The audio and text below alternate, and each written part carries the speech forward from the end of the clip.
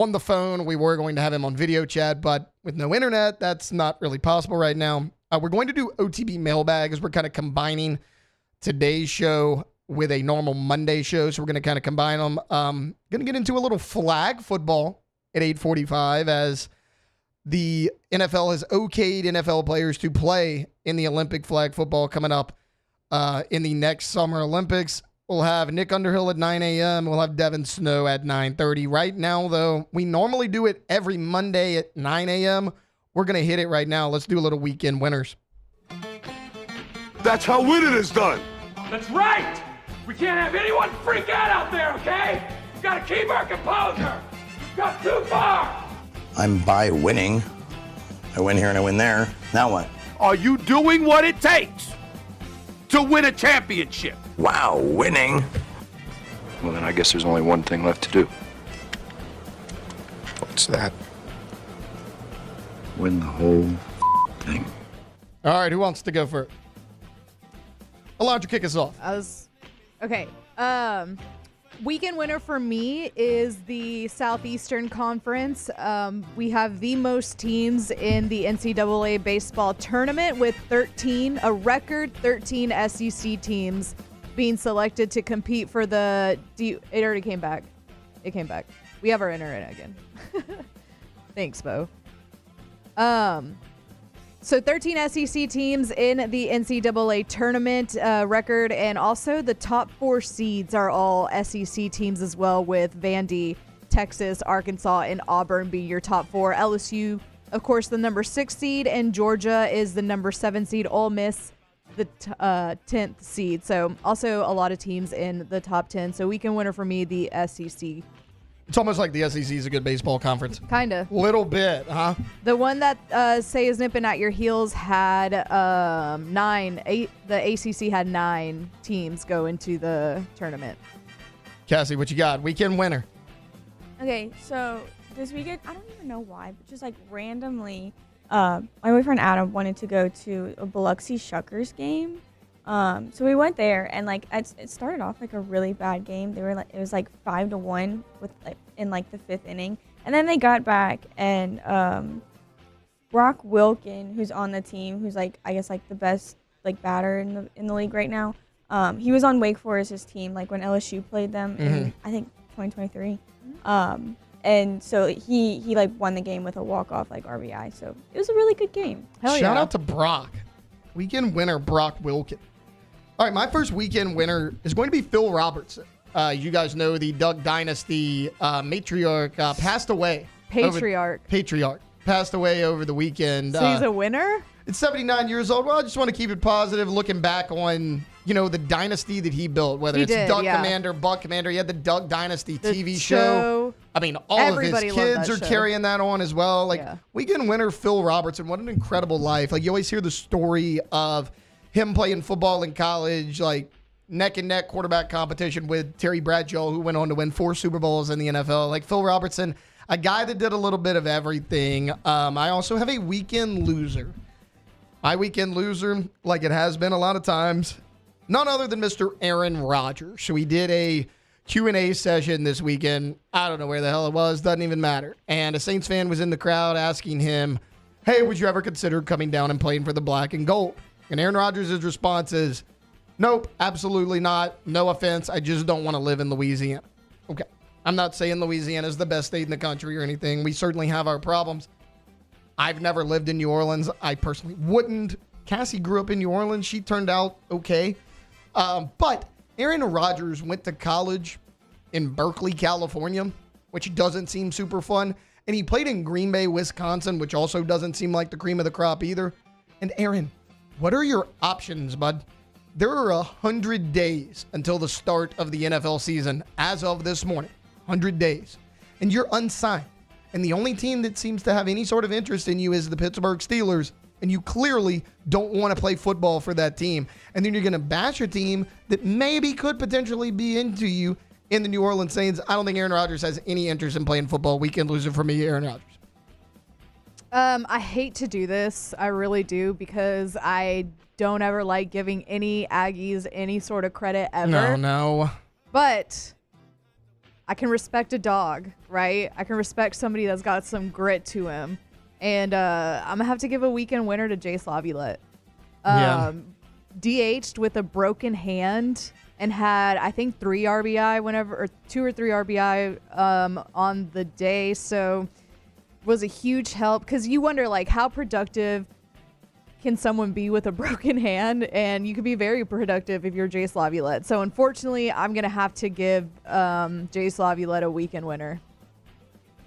I don't hate it. I mean, I do, but I get it. Yeah. Like, it is what it is. Weekend loser to Alondra for giving Jake. No, I'm just kidding. No, Jake Laviolette was just, what an incredible effort that was by, I don't know, can we call somebody our favorite Aggie? That doesn't feel right. No, oh no. We're going to say our favorite Aggie. No, because, like, besides that, I'm not, like, he's done LSU pretty dirty, so not a fan of Jace Laviolette overall, but I got to give respect where it's due. Also, my favorite Aggie's on Palmer, so that's actually easy. My favorite Aggie. My favorite Aggie is Dan Campbell. It's a good one. Yeah. That's a good one. Dat Wynn played linebacker for the Cowboys forever. He was excellent. That's my favorite. That is my favorite Texas A&M Aggie. Okay, moving on. Mine is Dennis Allen. Just kidding. It's my least favorite. Yeah. Cassie, you got another one? Embodiment of an Aggie. Anymore. That is, you know what? You're right. He is my favorite because he is the embodiment of the Texas A&M Aggies. My next weekend winner is actually going to be the conference finals in the NBA for both the Eastern and the Western Conference. The Oklahoma City Thunder are up 3-1 right now. That series seems wrapped up, but the Indiana Pacers and the New York Knicks, neither team were projected to be here in the conference finals, and that's a hell of a series. So it began on Thursday night, Friday night. I think it was Thursday night. It was Pacers-Knicks. Right before I'm about to go to bed, we're at the beach. I turn on the game at the condo.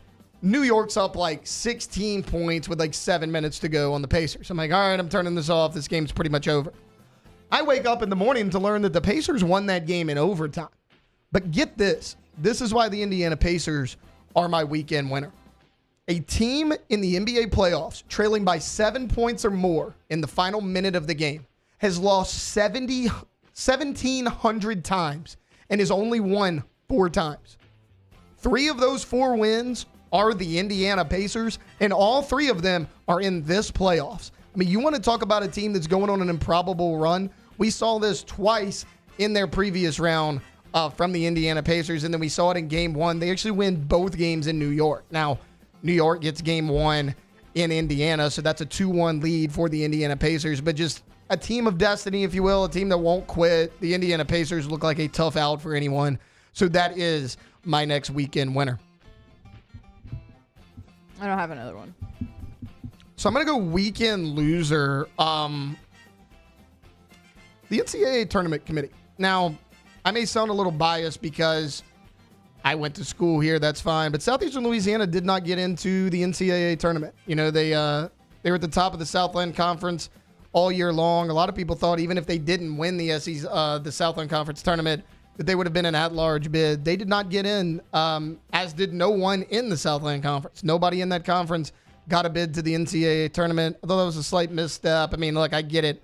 They're smaller schools, but you needed some sort of representation from the Southland.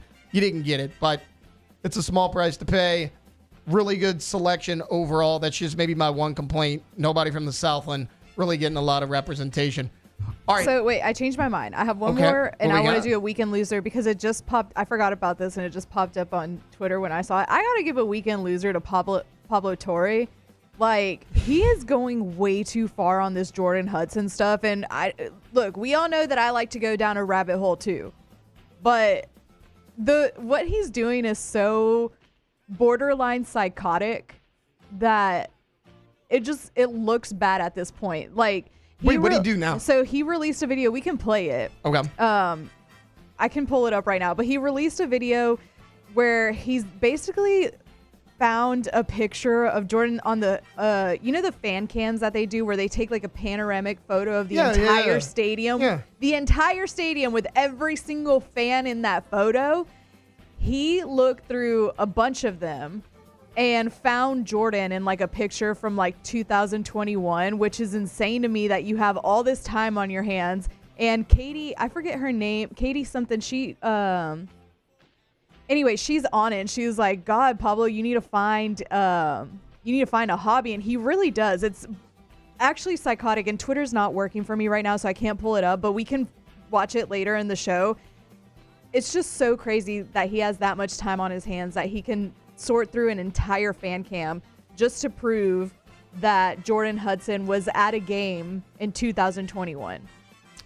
Yeah, like he's going way too far with it. And who cares? That's my thing. Who cares at this point? They weren't even together then. I know that we talked about it and we joked around or whatever, but he's taking it way too far. It's kind of creepy at this point. The amount of the amount of time people have. Okay, when the new Pope was announced and everybody's like, oh, he's a White Sox fan. Somebody found him in the stands. That's so weird. Just at a random at bat. He was in the stands at a World Series game. I'm like, how did you even find? How did you even know he was at this game to look and see if you could find him in the crowd?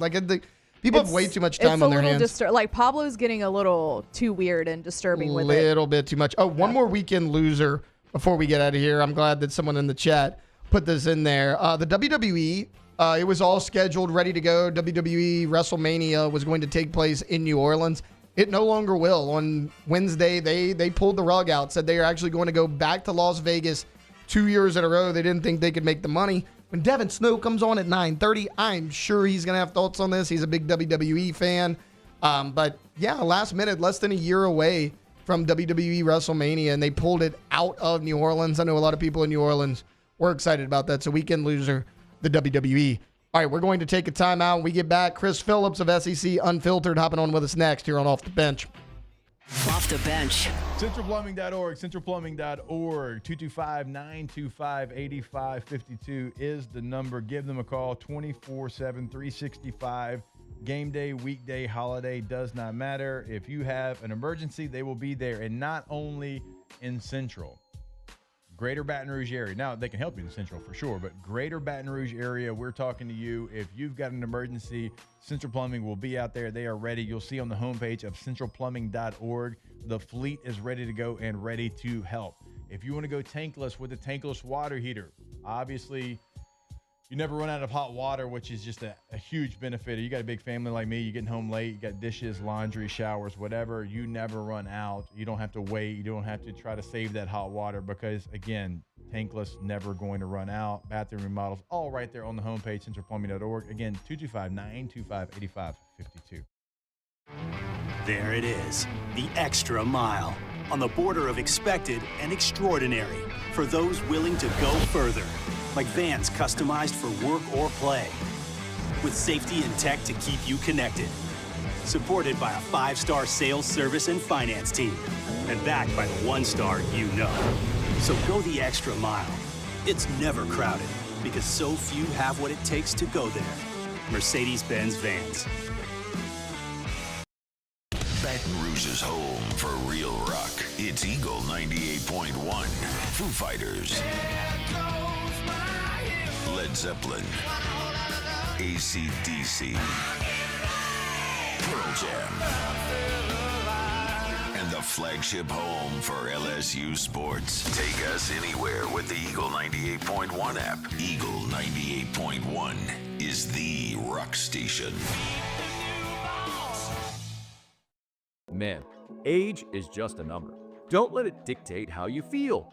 Goodwood Men's Sexual Wellness has anti-aging services that can help you look and feel your best. Visit yourgoodwood.com and discover a renewed sense of vitality. Gulf Coast Office Products is a nationally recognized Savin office equipment dealer based right here in Louisiana. Over 100 employees strong, Gulf Coast has the boots on the ground to support all vertical markets from education, engineering, legal, and finance. With the latest in office technology, from desktop to production segment units, Gulf Coast and Savin have the perfect fit for you. Call 225-756-2644. That's 756-2644 for Gulf Coast Office Products. At Auctioner, we know healing is a team sport. That's why we've partnered with world-renowned orthopedic surgeon Dr. James Andrews to create the Auctioner Andrews Orthopedics and Sports Medicine Institute. Whether you're a professional athlete or a weekend warrior, our team of specialists are dedicated to getting you back in the game. So whatever your reasons are for reaching your personal best, we've only got one: you. Auctioner Andrews Institute. Long live you. At Luba Workers' Comp, our journey began over 30 years ago with a simple belief: our clients come first. At Luba, our business has always been focused on people, not policies. Through every success and challenge, we've continued to grow because we've stayed true to our values, committed to providing you with genuine dependability. Because your well-being is more than a priority. It's our purpose.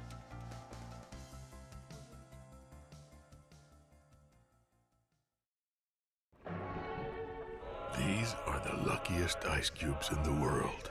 They could have been a thankless bed for an all-you-can-eat salad bar, but instead... This is Off the Bench.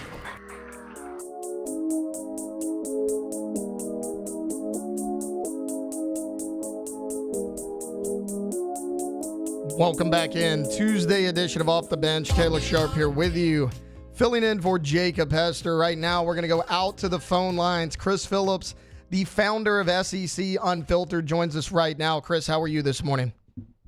Taylor, doing well, man. Excited for the postseason, obviously. Best time of year with the regionals upcoming, and we'll get to Supers, and then it's on to Omaha. So Hoover was a blast. I'm sure we'll talk about it a little bit, but and we'll talk a lot of LSU. Excited for the pass of the Tigers, and, again, really appreciate you having me on. Yeah, absolutely. Thanks for the time. I know we had to kind of adjust a little bit with Jake being out, but thanks for the time nonetheless. Chris, you just mentioned it right there. Look, the conference tournaments are over. The NCAA tournament field is set. You know, when the top 8 seeds, that's kind of what everybody was watching. Of course, here in Baton Rouge, we were as well. And then Vanderbilt Commodores get that top number 1 overall seed. What were your thoughts on that?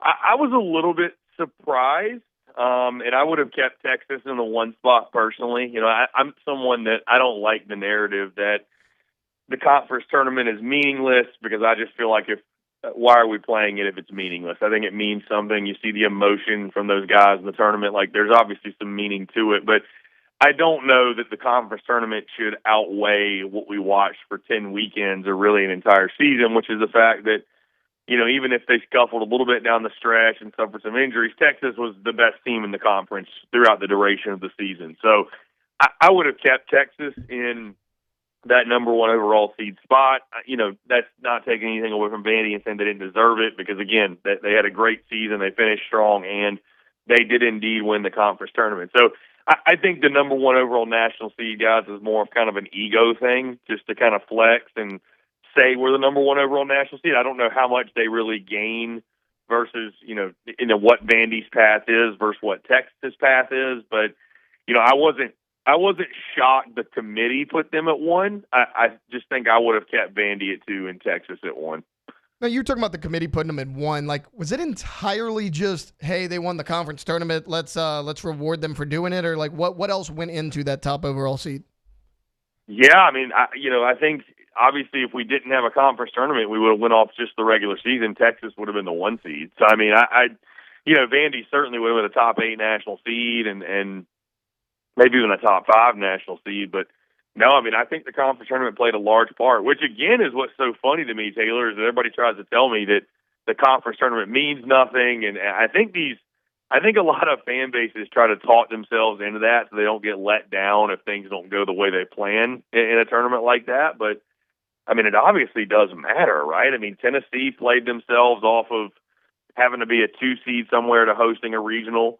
Ole Miss played themselves off the same thing. They're the 10 overall national seed. I mean, it obviously means something. So I don't know. Again, I think that narrative that the conference tournament is meaningless, I guess it just depends on who you are. But I think it means a pretty great deal. So, yeah, I definitely think them winning the tournament was the difference. I think had it not been for that, we'd be talking about the Longhorns as the number 1 overall national seed. Chris, want to shift a little bit more locally here to the LSU Tigers. Everyone here in Baton Rouge all we were hoping was that the Tigers would get one of those top 8 seeds. You do LSU in that 6th spot. In that regional coming up this weekend, you're going to have Dallas Baptist, Rhode Island, and Little Rock. What are your thoughts on the draw that the Tigers got? So I say, Taylor, what I'm about to say with all love, because anybody who has followed us for any duration of time and knows me at all knows that I love LSU. I love the fan base. I love the state of Louisiana. But I commend Jay Johnson and I was not familiar with his game from the standpoint of having the committee's favor, because LSU's draw is, I mean, it's about as favorable a regional as you could have asked for. It was I'll put it to you this way. It's a regional field, dare I say, hand-picked by Jay Johnson himself. I mean, Dallas Baptist is a good program. I'm not taking anything away. LSU has seen them. Really talented mid-major. Rhode Island and Little Rock are the other two teams. I mean, I just – and I felt good about LSU either way. Obviously, playing postseason baseball at Alex Box Stadium, that's – I mean, I was there, obviously, for the Tennessee series. And, I mean, anybody who knows anything about college baseball knows that's one of, if not the most difficult places to play and go in and win. So if you're telling me that LSU gets postseason baseball at Alex Box, I'm going to feel pretty confident about it. You know, I have heard – respect the opponent. You know, I've heard Little Rock's got a guy that is, you know, pitching high 90s, maybe touching 100. That's a guy that maybe they're a little bit, I say, concerned about. I mean, all those 4 seeds have a due. That's how they got here. So, and that's what LSU will get in game 1. But, I mean, Taylor, I got to be honest. And baseball's a funny game, and anything could happen. Upsets certainly happen in this game, but God, I don't know how you're not giddy if you're a fan of the LSU Tigers with the draw you got, and even with the Super Regional round. You're going to be at home. Clemson's a talented team, no doubt, but they're certainly tougher regionals to get paired up with. There are tougher regionals they could have gotten paired up with. I know maybe some folks weren't thrilled they got the 6 seed instead of the 5 overall national seed I'm talking about. I think it worked out pretty well. So, you know, I say what I said about Jay, obviously, in jest, a little bit of humor, but yeah, I don't think he's complaining about the draw they got, no doubt. Yeah, you know, we were kind of talking about it to open the show because, you know, all the projections came out about, hey, here's what the LSU regional could look like. One of them was this outcome with Dallas Baptist and the lower level teams, and the other had like Arizona, Kansas State in it. I'm like, I don't want that one. I would much prefer the Dallas Baptist one. And then, of course, they did it. But Chris, going beyond that, I actually, you know, I think for the most part, you got a pretty favorable super regional potentially if you get past this regional. The regional you're matched up with is that Clemson regional. It's Clemson, West Virginia, Kentucky, and South Carolina upstate. I mean, what are your thoughts on that super regional matchup? Because a lot of people were like, hey, could you avoid an SEC team potentially in that super regional matchup? And the Tigers do. Yeah, I mean, again, I think it's favorable. I think it worked out really well. And again, number one, the fact you're going to play it at Alex Box is significant. Clemson's a solid team for sure. They were actually a team for me, funny enough, that in the preseason I had Clemson in Omaha. They were one of my Omaha 8. LSU was as well. So that obviously one of those is going to be incorrect. You know, I think it's probably either going to be Clemson or West Virginia that comes out of that regional. I don't. It's not going to be South Carolina upstate in my opinion. I don't think it's going to be our brethren from the SEC, Kentucky. You know, Kentucky's had a way, though, of surprising us all season. So if Nick McKay and Ben Cleaver, and they get some really great outings from those guys, I mean, you never know, right? That's the beauty of this tournament is you just truly never know. I don't think Kentucky, though. I'd be really, really surprised if they won that regional. But yeah, either way, I mean, again, I like the matchup, and it more just comes back to it comes back to LSU. They're one of the best teams in the country, and they're one of the best teams in the country on their home field. And again, man, not to spoil my predictions or anything because we'll be dropping them throughout the postseason, but you give me LSU at Alex Box in a postseason environment, it's going to take a really special group to come in there and beat them for me to pick against them. So, yeah, I mean, again, you like the matchup. You could have been getting Tennessee coming to your place. You could have been getting Ole Miss coming to your place. You could have been getting, I mean, just name off, some of the other seeds. I think you got a pretty favorable draw. So here's the one thing you don't want to do, Taylor. You don't want to make it sound like it's easy, like they can roll the baseballs out there and they're just going to go to Omaha. But, again, when you're speaking in regards to favorability of matchups compared to what could have been, again, I think you got to be excited. If you're LSU, now you got to go out there and handle your business and take care of everything. Chris, want to shift focus to an SEC team that halfway through the year, a lot of people didn't know was going to be in postseason play. I want to go out to the Tallahassee Regional, obviously hosted by Florida State, but Mississippi State out there as that 2 seed. They've played much better since getting rid of Chris Lemonis. What are your thoughts on Mississippi State in this tournament? Yeah, first off, like you mentioned, I mean, the fact that State is in the tournament is really impressive. I mean, I think the job, and Justin Parker's a guy that he's bounced around the SEC, one of the best pitching coaches, I think, in college baseball, and a guy that I really hope they keep around. I don't know if the next head coach will do so, but I think it would be very wise of them to keep him in Starkville. You look at Tallahassee, obviously Mississippi State opens up with Northeastern, which I think is a really interesting matchup from the standpoint. Not an SEC opponent, but they are an opponent that went 48-9 this season, and they've won 27 straight games. So I don't know how much more hot you can be.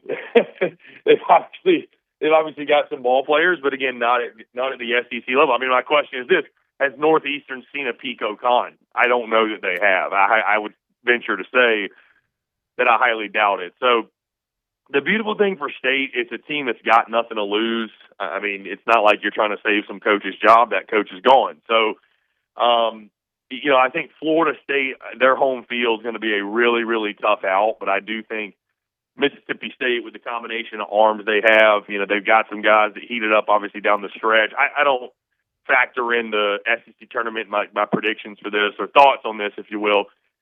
But I think it's a Mississippi State team that's really dangerous. I think it's going to be tough to knock off Florida State at their place, honestly. I don't know that I'm going to be picking State to complete it and pull the upset. But, it starts with beating Northeastern on Friday. You get a good outing from Pico Khan. I think you should be able to do it.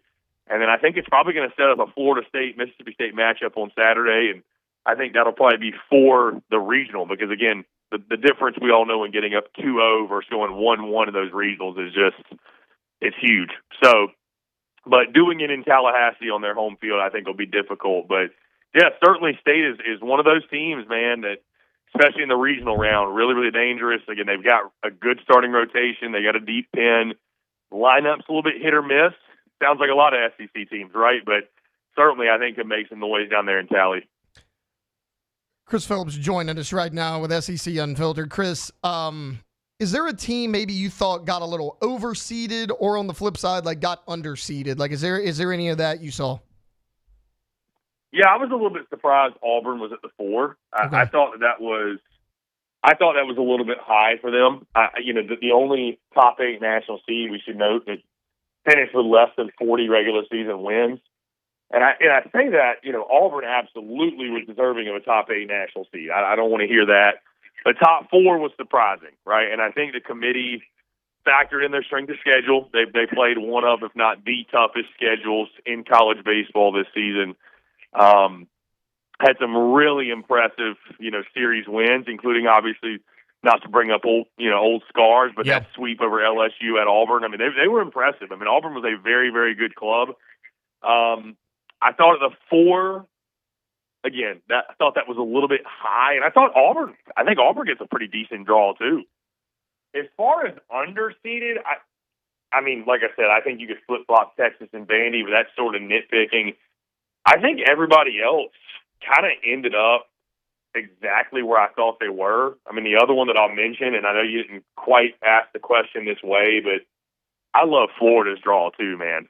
They go to Conway, obviously, Coastal Carolina. It's all due respect to Coastal, all due respect to the rest of the field. But I think anytime you're an SEC team, and I could say the same for Alabama too, anytime you're an SEC team and you're going on the road to a regional where a mid-major is hosting, listen, it's not going to be easy, but they're a harder path. Like, you'd much rather have that path, I think, than what some of these others, Kentucky going to Clemson, Oklahoma going to UNC. Like, I think Florida saw their draw facing off East Carolina in game 1, and then Coastal Carolina and Fairfield are the other two teams, and you're saying to yourself, all right, we got this. You know what I mean? So, and again, baseball's funny. I'm not saying it's a guarantee Florida's going to win, but love their path too. That regional actually matches up against the Auburn regional. So I think either Auburn or Florida, I think one of those two ends up going to Omaha.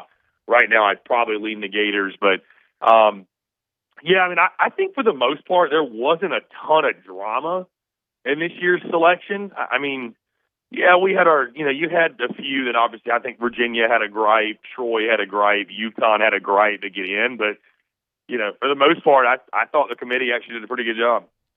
Chris, one more quick one here for you before we get you out of here, and thanks for your time. Right now, your favorite to win the College World Series, who you got? I feel like this is a trick question, Taylor. Like you come on a Baton Rouge ESPN affiliate, you're going to ask me who wins the College World Series. I mean, dude, it's so tough. I mean, I think LSU is certainly one of my favorites. What's interesting, Arkansas is the betting favorite right now, which I just cannot in good conscience say they're the favorite. They've got the team to get there. They should get there, but Taylor, it's Arkansas in the postseason. I mean, anybody who's watched college baseball recently knows why that would be a terrifying pick. So, I'll go LSU. Hey, here's the thing. I am a lot more confident than a lot of my my LSU friends and colleagues, if you will, about them getting to Omaha, because in my mind, it's just like LSU's playing postseason baseball at Alex Box. Therefore, it's like 2 + 2 = 4, and that 4 is Omaha. You know what I mean? So anything could happen in this game, but like I said, I'll be shocked if you and I and everybody else wearing purple and gold aren't taking Jello shots at Rocco's in a few weeks. That'll really surprise me. Once you get there, good luck beating Kate Anderson, Anthony Ianson, and the rest of that crew, and it'll be all about the lineup. That's what it is for LSU. And I think maybe one of the best things, though, is they're going to hear about it all week long. That's the big question going in. I think certainly coming back home and hitting at Alex Box is going to help. And then the challenge will be once you get to Omaha, hey, it's a big ballpark yet again. Are you able to produce runs and help out your pitchers? Because certainly, again, you got arms on arms if they do that. I think this team's good enough to win a national championship. But, yeah, I mean, heck, it's hard enough to pick the Omaha 8, much less the national champion even at this point. But, again, I think the Tigers have got as good a shot as anybody. Well, Chris, I'm sure everybody down here in the purple and gold hopes that you are right. Chris, thanks so much for hopping on with us today. Yeah, Taylor, appreciate the time, man. Always a pleasure. Let's do it again soon. Absolutely. That was Chris Phillips right there with SEC Unfiltered. All right, we're going to take a quick time out when we get back. OTB mailbag coming up next. Off the bench.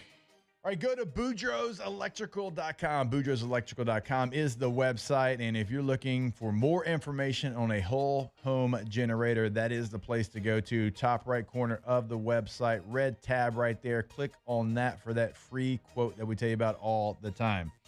And trust me when I say, it's never a good time to have your power go out, but you certainly don't want it in this time of the year in South Louisiana.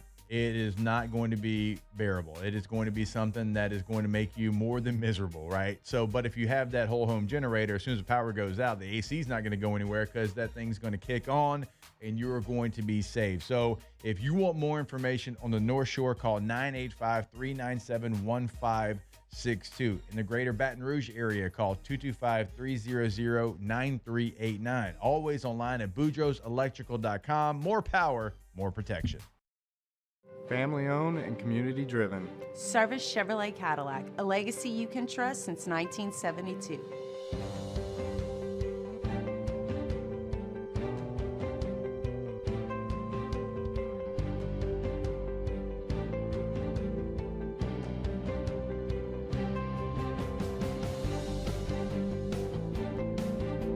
Service Chevrolet Cadillac, our family serving your family. For over 50 years.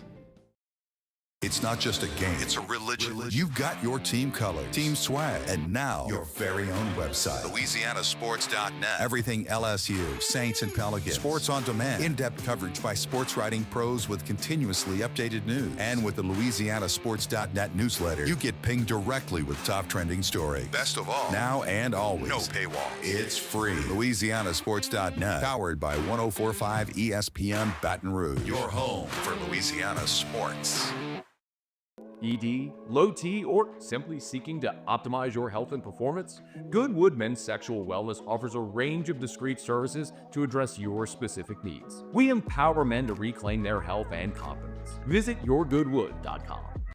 Gulf Coast Office Products is a nationally recognized Savin office equipment dealer based right here in Louisiana. Over 100 employees strong, Gulf Coast has the boots on the ground to support all vertical markets, from education, engineering, legal, and finance. With the latest in office technology, from desktop to production segment units, Gulf Coast and Savin have the perfect fit for you.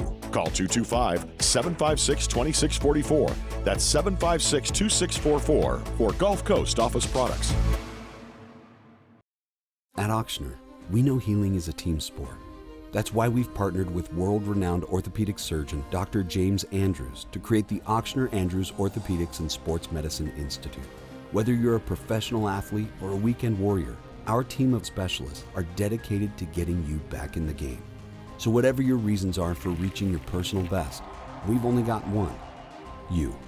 Auctioner Andrews Institute. Long live you. At Luba Workers' Comp, our journey began over 30 years ago with a simple belief: our clients come first. At Luba, our business has always been focused on people, not policies. Through every success and challenge, we've continued to grow because we've stayed true to our values, committed to providing you with genuine dependability. Because your well-being is more than a priority. It's our purpose.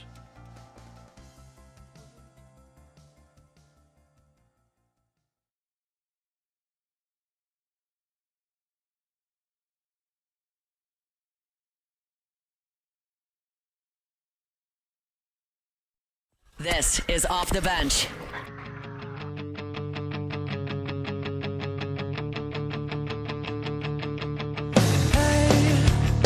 Don't write yourself off yet. It's only in your head you feel left out or looked down on. Just try your best. Try everything you can. Welcome back in Tuesday edition of Off the Bench. Taylor Sharp in the host chair for Jacob Hester. He will be back on Friday. And then Matt Flynn, the era officially getting kicked off next Monday. So that'll be exciting as well. Alondra Villarreal, Cassie Spazzali with me as well. And I'm going to be doing this for the next 3 days, today, tomorrow, and Thursday. Right now, we do it every Tuesday, kind of around this time, usually at 8:15. But let's get into it with some OTB mailbag. Special delivery! I have this special delivery for Off the Bench. And look, it is marked most urgent. We'll be writing to you. The internet. What the is the internet?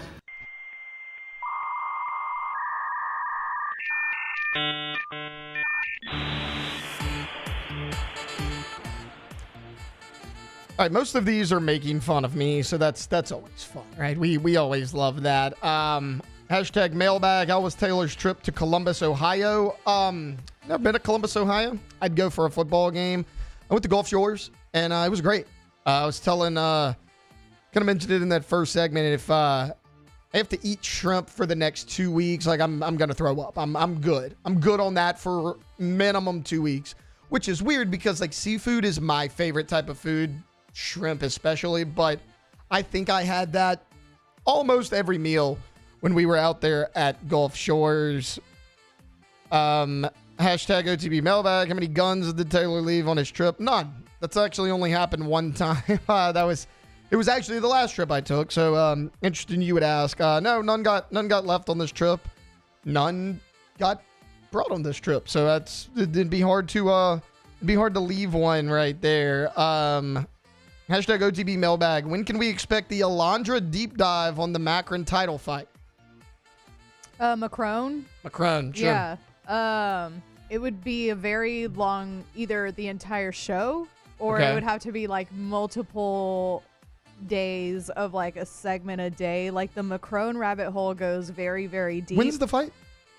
No, so they're talking about the French president and his wife. Like, okay. So over the weekend, a video came out where basically like Brigitte slapped Emmanuel Macron in the face, and it was on video, but it wasn't supposed to be on video, and that came out. But it goes much, much deeper than that, the Macrons do. So I don't know if it's something that like I'd even be allowed to bring on the air. So I didn't even know who this was. Yeah. Like I'm learning this for the first time. This sounds awesome. This sounds a lot like Righteous Gemstones that I was watching last night. a family that kind of gets into a little bit more than what they should. Shoot, man. I'd be into that. I'm always in for I love a deep dive when I'm the one that doesn't have to do the deep dive. Yeah. I like I've already done the deep dive. It's like being in a group project where you don't actually have to do any of the work. It's fun. It's like the payoff is still there, all the work leading up to it. We should do that. I did this deep dive a long time ago, and like it's now starting to all come out after she slapped him. I'm saying like quote unquote she slapped him in the face, but yeah. Boys will be boys, I guess. Hashtag OTB mailbag. Favorite gas station food to grab? Fried chicken, beef jerky, tacos, etc. Can I go with none of the above? Like if I'm at a gas station and I'm grabbing something quick, it's going to be junk food. It's going to be a snack. Like sure, chicken, beef jerky, all that's fine. But like, give me some candy. I'm good with any candy. Normally I do the king size Snickers bar to Dr. Pepper. That's kind of my go-to gas station. Guys, what do we like gas station food? I love a gas station egg roll. Or like the corn nuggets. Okay. A good one can be elite. There's it's called the Suma stop off the Suma exit. They got the best gas station. Yeah. Okay, so the Satsuma exit, yeah. Okay, so I'm assuming it's called Suma Shop or something like that. So I'm assuming you went there for Rock the Country. For Rock the Country. Okay. Every day we stopped at that gas station to get junk food. World's best breakfast biscuits right there. Yeah, we didn't try the biscuits. Yeah, like they're breakfast biscuits. Like sometimes I'll wake up on a Saturday morning if I'm not doing anything, like I'll drive there instead of somewhere in town and get it for me in Victoria. That is an A+ answer. Cassie, favorite gas station food? What we got? I usually get like a bag of chips, and like if I get candy, it's usually like Twizzlers or like a Kit Kat. Twizzlers? I like Twizzlers. I don't That's crazy. hate them, but like I feel like they don't have choice. flavor. Yeah. I feel like they don't have flavor. Like, what does a Twizzler taste like? Twizzlers. And they're always like, oh, cherry flavor. That don't taste like cherry. It's usually like cherry or strawberry. Depends on what kind. Hashtag mailbag. OTB chicken. Who's getting on whose shoulders? I would like to see Jake and Flynn go at it. Yeah, so they're going to actually get on our shoulders. Yeah. I think I could. I'm trying to think because Matt is taller. Yeah. But is less They probably stout. way close to the same, yeah, though, so it doesn't really matter. Like, because Jay got some mass, good mass, but he's got some mass on him. Okay, well, then you'll have to take Flynn. That way they're even height because I'm taller than you. So I'll take Jake, you take Flynn. True. That way they're more even at the top. Look at us. Look at us solving problems and getting out physical altercations here on the air. That's what it's all about. Okay. Ask the bench. Rank in real life Spider-Man 1 through 3. So I'm assuming this is the Tobey Maguire Spider-Man 1, 2, and 3. Spider-Man I acknowledge. Well, I'm trying to think if he means movie or actor. I think he means like the Spider-Man movies, like the first 3. Let's see. I'm gonna tell you, I like 3. I really do because that's got Sandman. It's got James Franco as whatever his bad guy is. The Green Goblin. That's the second one, isn't it? No, the second one's Doc Ock. Yeah. The third one's got Sandman. Franco is, he's like kind of Green Goblin, but he not don't wear really. Yeah, and then there's a third one too. I don't remember. There's 3 bad guys in that one. I like that one. I'll probably go 3, 1, 2. 3, 1, 2. So I'm gonna go 1, 3, 2. Okay. I love the first one for some reason. I mean, it's the nostalgia. Yeah. It's Willem Dafoe as Green Goblin. I love Willem Dafoe. Alondra has this thing with Willem Dafoe, Cassie. Dafoe. It's a thing. Yeah. It's a thing for her I love him. with Willem Dafoe. All right, that's going to do it for OTB mailbag. We're going to take a timeout. When we get back, the NFL has allowed NFL stars to play on the USA flag football team that's coming up in the Olympics. We're going to create, each of us, our flag football team that's coming up on the other side here on Off the Bench. Off the Bench. TrashRangers.com. TrashRangers.com is the website. And remember, we told you yesterday, going to remind you again, for Memorial Day, there is not going to be a delay in service. All routes will run as normally scheduled on Friday and also on Monday, which is Memorial Day. So enjoy the holiday. They have got the trash covered. Another great service you're going to get. And if you are one of the lucky ones that has the ability to have Trash Rangers pick up your trash, well, you get all the benefits. You get pickup on Memorial Day. You get a text reminder that, hey, tomorrow's trash day. Don't get in trouble. Go put your trash out. I wish I had it, but if you're lucky enough to do it, why would you not do it? You can sign up for residential and commercial service right there on the bottom of the homepage. Roll-off dumpsters, 3 different sizes to choose from. Give them a call today. Get everything set up, 225-363-9053. Gulf Coast Office Products is a nationally recognized Savin office equipment dealer based right here in Louisiana. Over 100 employees strong, Gulf Coast has the boots on the ground to support all vertical markets, from education, engineering, legal, and finance. With the latest in office technology, from desktop to production segment units, Gulf Coast and Savin have the perfect fit for you. Call 225-756-2644. That's 756-2644 for Gulf Coast Office Products. At Luba Workers' Comp, our journey began over 30 years ago with a simple belief: our clients come first. At Luba, our business has always been focused on people, not policies. Through every success and challenge, we've continued to grow because we've stayed true to our values, committed to providing you with genuine dependability. Because your well-being is more than a priority. It's our purpose.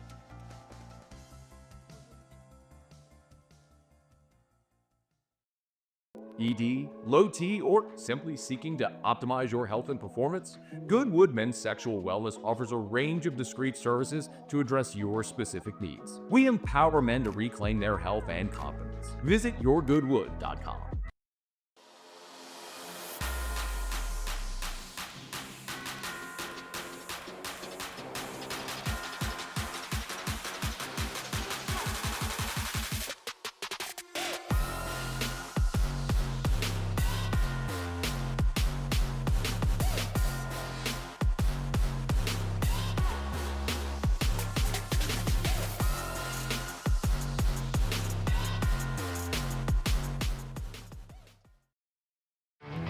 There it is, the extra mile, on the border of expected and extraordinary, for those willing to go further, like vans customized for work or play, with safety and tech to keep you connected, supported by a 5-star sales, service, and finance team, and backed by the 1-star you know.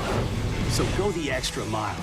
It's never crowded, because so few have what it takes to go there.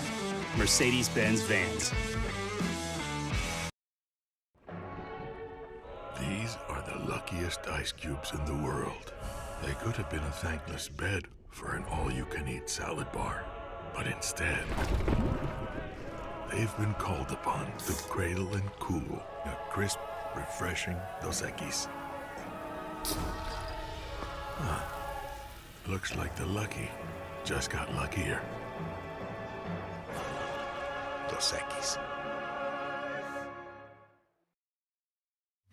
At Sunshine, we know what you see when you look at your land. Where others may see dirt, you see the foundation you've built your life on. Welcome back to Off the Bench.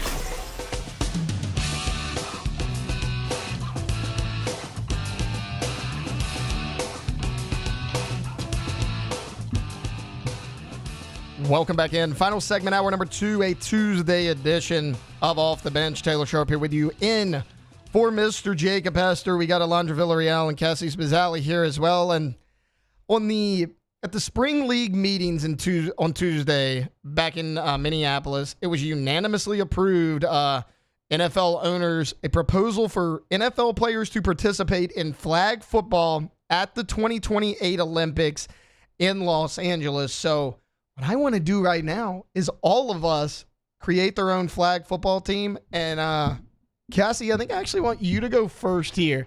So it's 5 players is what it'll be. Typically what they're doing is a quarterback, a center to snap it, but can also run out for passes, 2 receivers or running back, or really just 4 pass catchers, if you will, with a QB.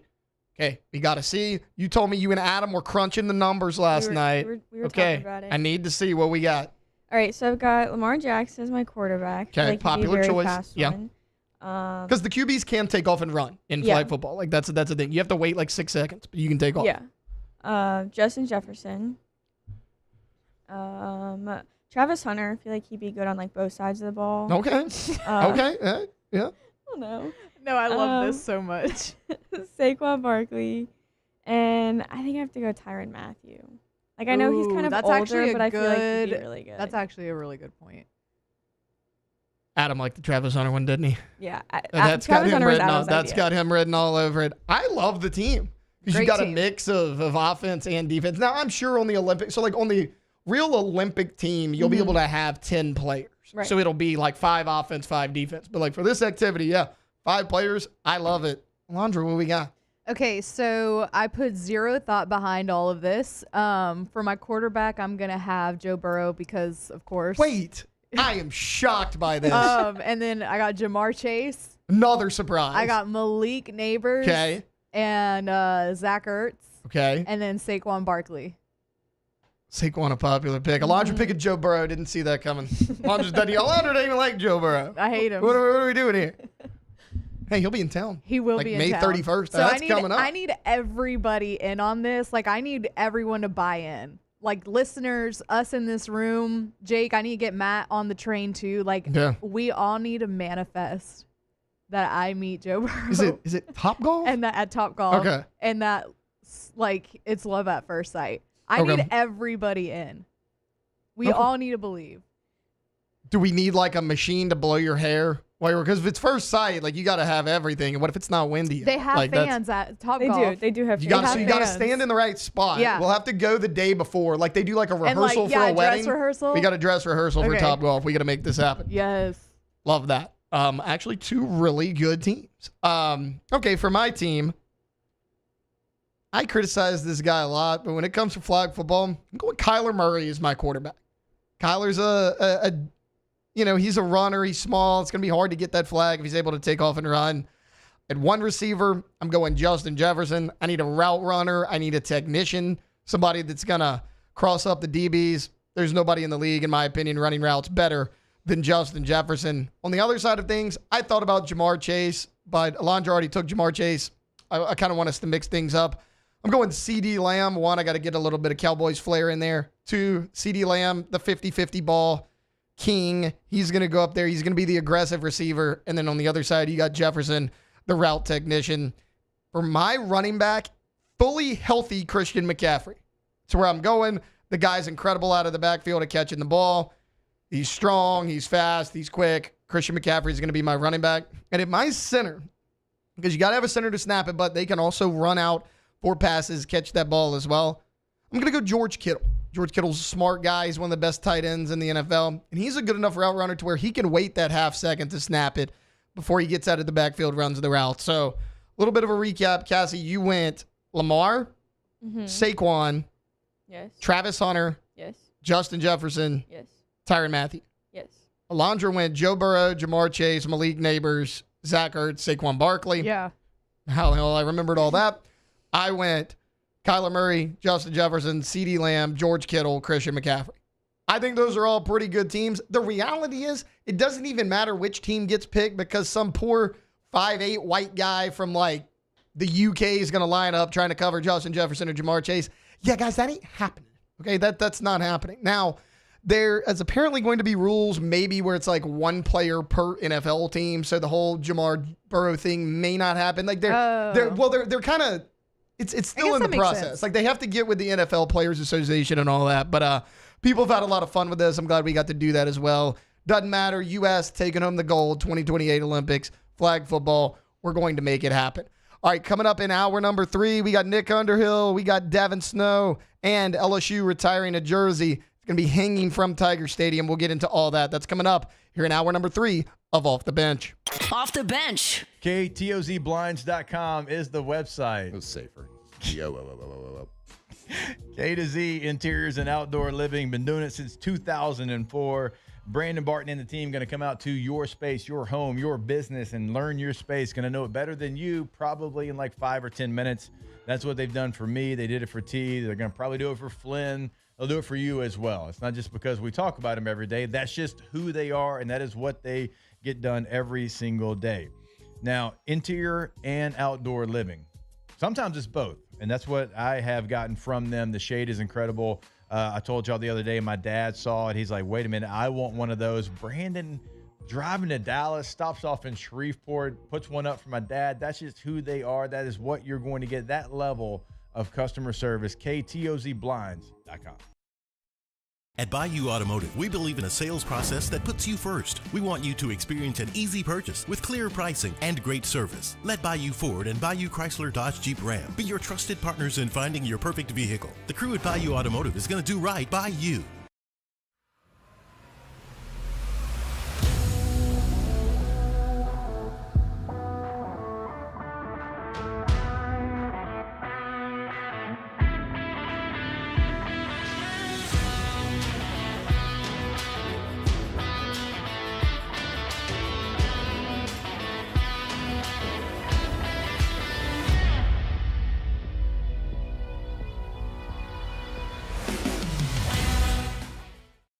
Man, age is just a number. Don't let it dictate how you feel. Goodwood Men's Sexual Wellness has anti-aging services that can help you look and feel your best. Visit yourgoodwood.com and discover a renewed sense of vitality. These are the luckiest ice cubes in the world. They could have been a thankless bed for an all-you-can-eat salad bar. But instead, they've been called upon to cradle and cool a crisp, refreshing Dos Equis. Looks like the lucky just got luckier. Dos Equis. At Sunshine, we know what you see when you look at your land. Where others may see dirt, you see the foundation you've built your life on. It's hallowed ground. It's past, present, and future. We're proud to provide quality John Deere equipment to help you maintain the land you love. Check out our current promotions and learn more about what it means to be powered by sunshine at sunequip.com. Gulf Coast Office Products is a nationally recognized Savin office equipment dealer based right here in Louisiana. Over 100 employees strong, Gulf Coast has the boots on the ground to support all vertical markets, from education, engineering, legal, and finance. With the latest in office technology, from desktop to production segment units, Gulf Coast and Savin have the perfect fit for you. Call 225-756-2644. That's 756-2644 for Gulf Coast Office Products. Looking for the ultimate game day experience? Come to the Queen Casino in Baton Rouge. Wall-to-wall TVs mean you'll see every touchdown in HD. Place your bets and feel the thrill of every play with our DraftKings Sportsbook. The Queen Casino, where every moment is a win.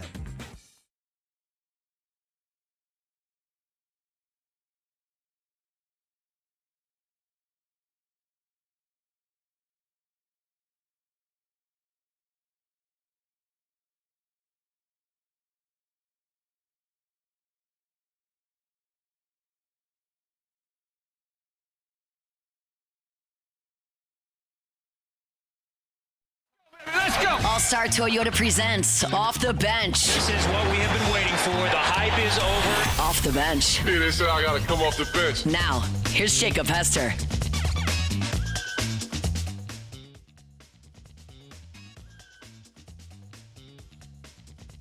Welcome back into hour number 3, a Tuesday edition of Off the Bench. Taylor Sharp sitting in for Jacob Hester, who is out there at SEC spring meetings. In just a couple minutes, we'll be joined by Nick Underhill of New Orleans Football. There's not going to be any blocking in flag football. We just figured that out as well. So no blocking in that. But again, I think me, Alondra Cassie, we all created great flag football teams. Right now, speaking of football, I want to be joined by Nick Underhill of New Orleans Football. Nick, how are you this morning? Doing good. How you doing? Doing good. Nick, last segment we were talking about, the Olympic Committee okaying NFL players playing in flag football. What Saints player are we putting on the flag football team? It's a good question. Flag football, man. So, I mean, I think part of it is elusiveness. Yeah. So you kind of want to go to like some of the quicker guys right away, and I think that matters. if we're building the Olympic flag football team, like my first thought is Alvin Kamara, but like I don't know if he's running by anyone, and like the tackle balance doesn't really, or contact balance doesn't really benefit you in a thing where they just gotta pull the flag off. Cooks is kind of interesting. I think he's still, even being out there at that first OTA, he still looks like the fastest guy on the team. If he's lost a step, his feet are moving too fast for you to be able to tell, because like he looks faster than the other receivers. But I think he has kind of more like straight line speed, and that's one of the reasons he's played on the outside more throughout his career and hasn't really played a ton in the slot. Because I think it's kind of more, straight line sprinter type speed as opposed to like in a box, quick change of direction type stuff. So I'm not sure I'd go with him. That puts us at like Olave and Shaheed. I think both of them would be good choices. But look, I'm honestly going to go with somebody else, and it's a little bit outside the box here. I think Alontae Taylor might be the guy like that I would want to put the ball in his hands in a flag football game. His hips are really fluid. He moves really well. He's explosive when you give him kind of like a little bit of an alley, can pick up speed really quick. I think that's the guy. I would take him on the Olympic team, and I will put him on offense. And I think that he would be a difference maker for our flag football team. I love it, Nick. Speaking of the New Orleans Saints, let's dive into it. Came out late last week. It was after we were able to have you on, though, that Jake Haener, it was the oblique injury. He's out for a few weeks. Obviously, you talk about the brand new quarterback battle between Haener, Spencer Rattler, Tyler Shuck. What does Jake's future look like in New Orleans after this news? Yeah, it's interesting. I don't think the oblique injury really changes anything for Jake Haener. I mean, obviously, it's not advantageous to have that right now at this point in the season. You're trying to compete for a job and everything, but I don't think, look, I mean, realistically, he's not in the competition to be the starting quarterback. I think we know it's going to be Rattler or Shuck. It's not going to be Jake Haener. I think he is kind of fighting for a roster spot right now. But I don't think this really puts him too far behind anything. I think it's going to take Decker some time to pick stuff up. I think by training camp is when that battle is really going to start. Nothing's going to be decided right now. We didn't see Decker's throw in the last OTA. It was only about an hour long, and it was 8 throws for Shuck, 8 throws for Rattler, and that was it.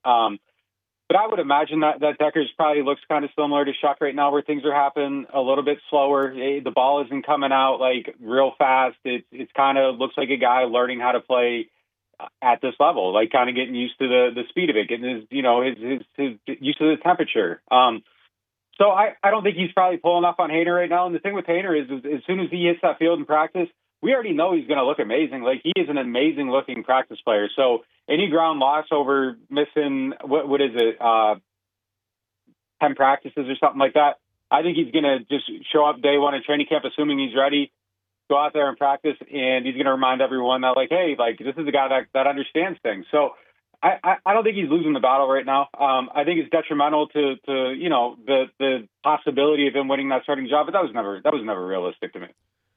As far as OTAs go as a whole, and like you just mentioned, you guys are only out there for about an hour, so I get you're limited on what you can see, but are there any standouts out there that maybe call your eye?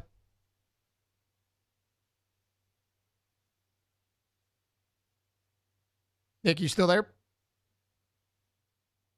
All right, maybe we lost Nick Underhill. We will try to reconnect with him right there. It's funny, he was talking about Jake Haener and that battle between him and Hunter Deckers for that QB3 spot.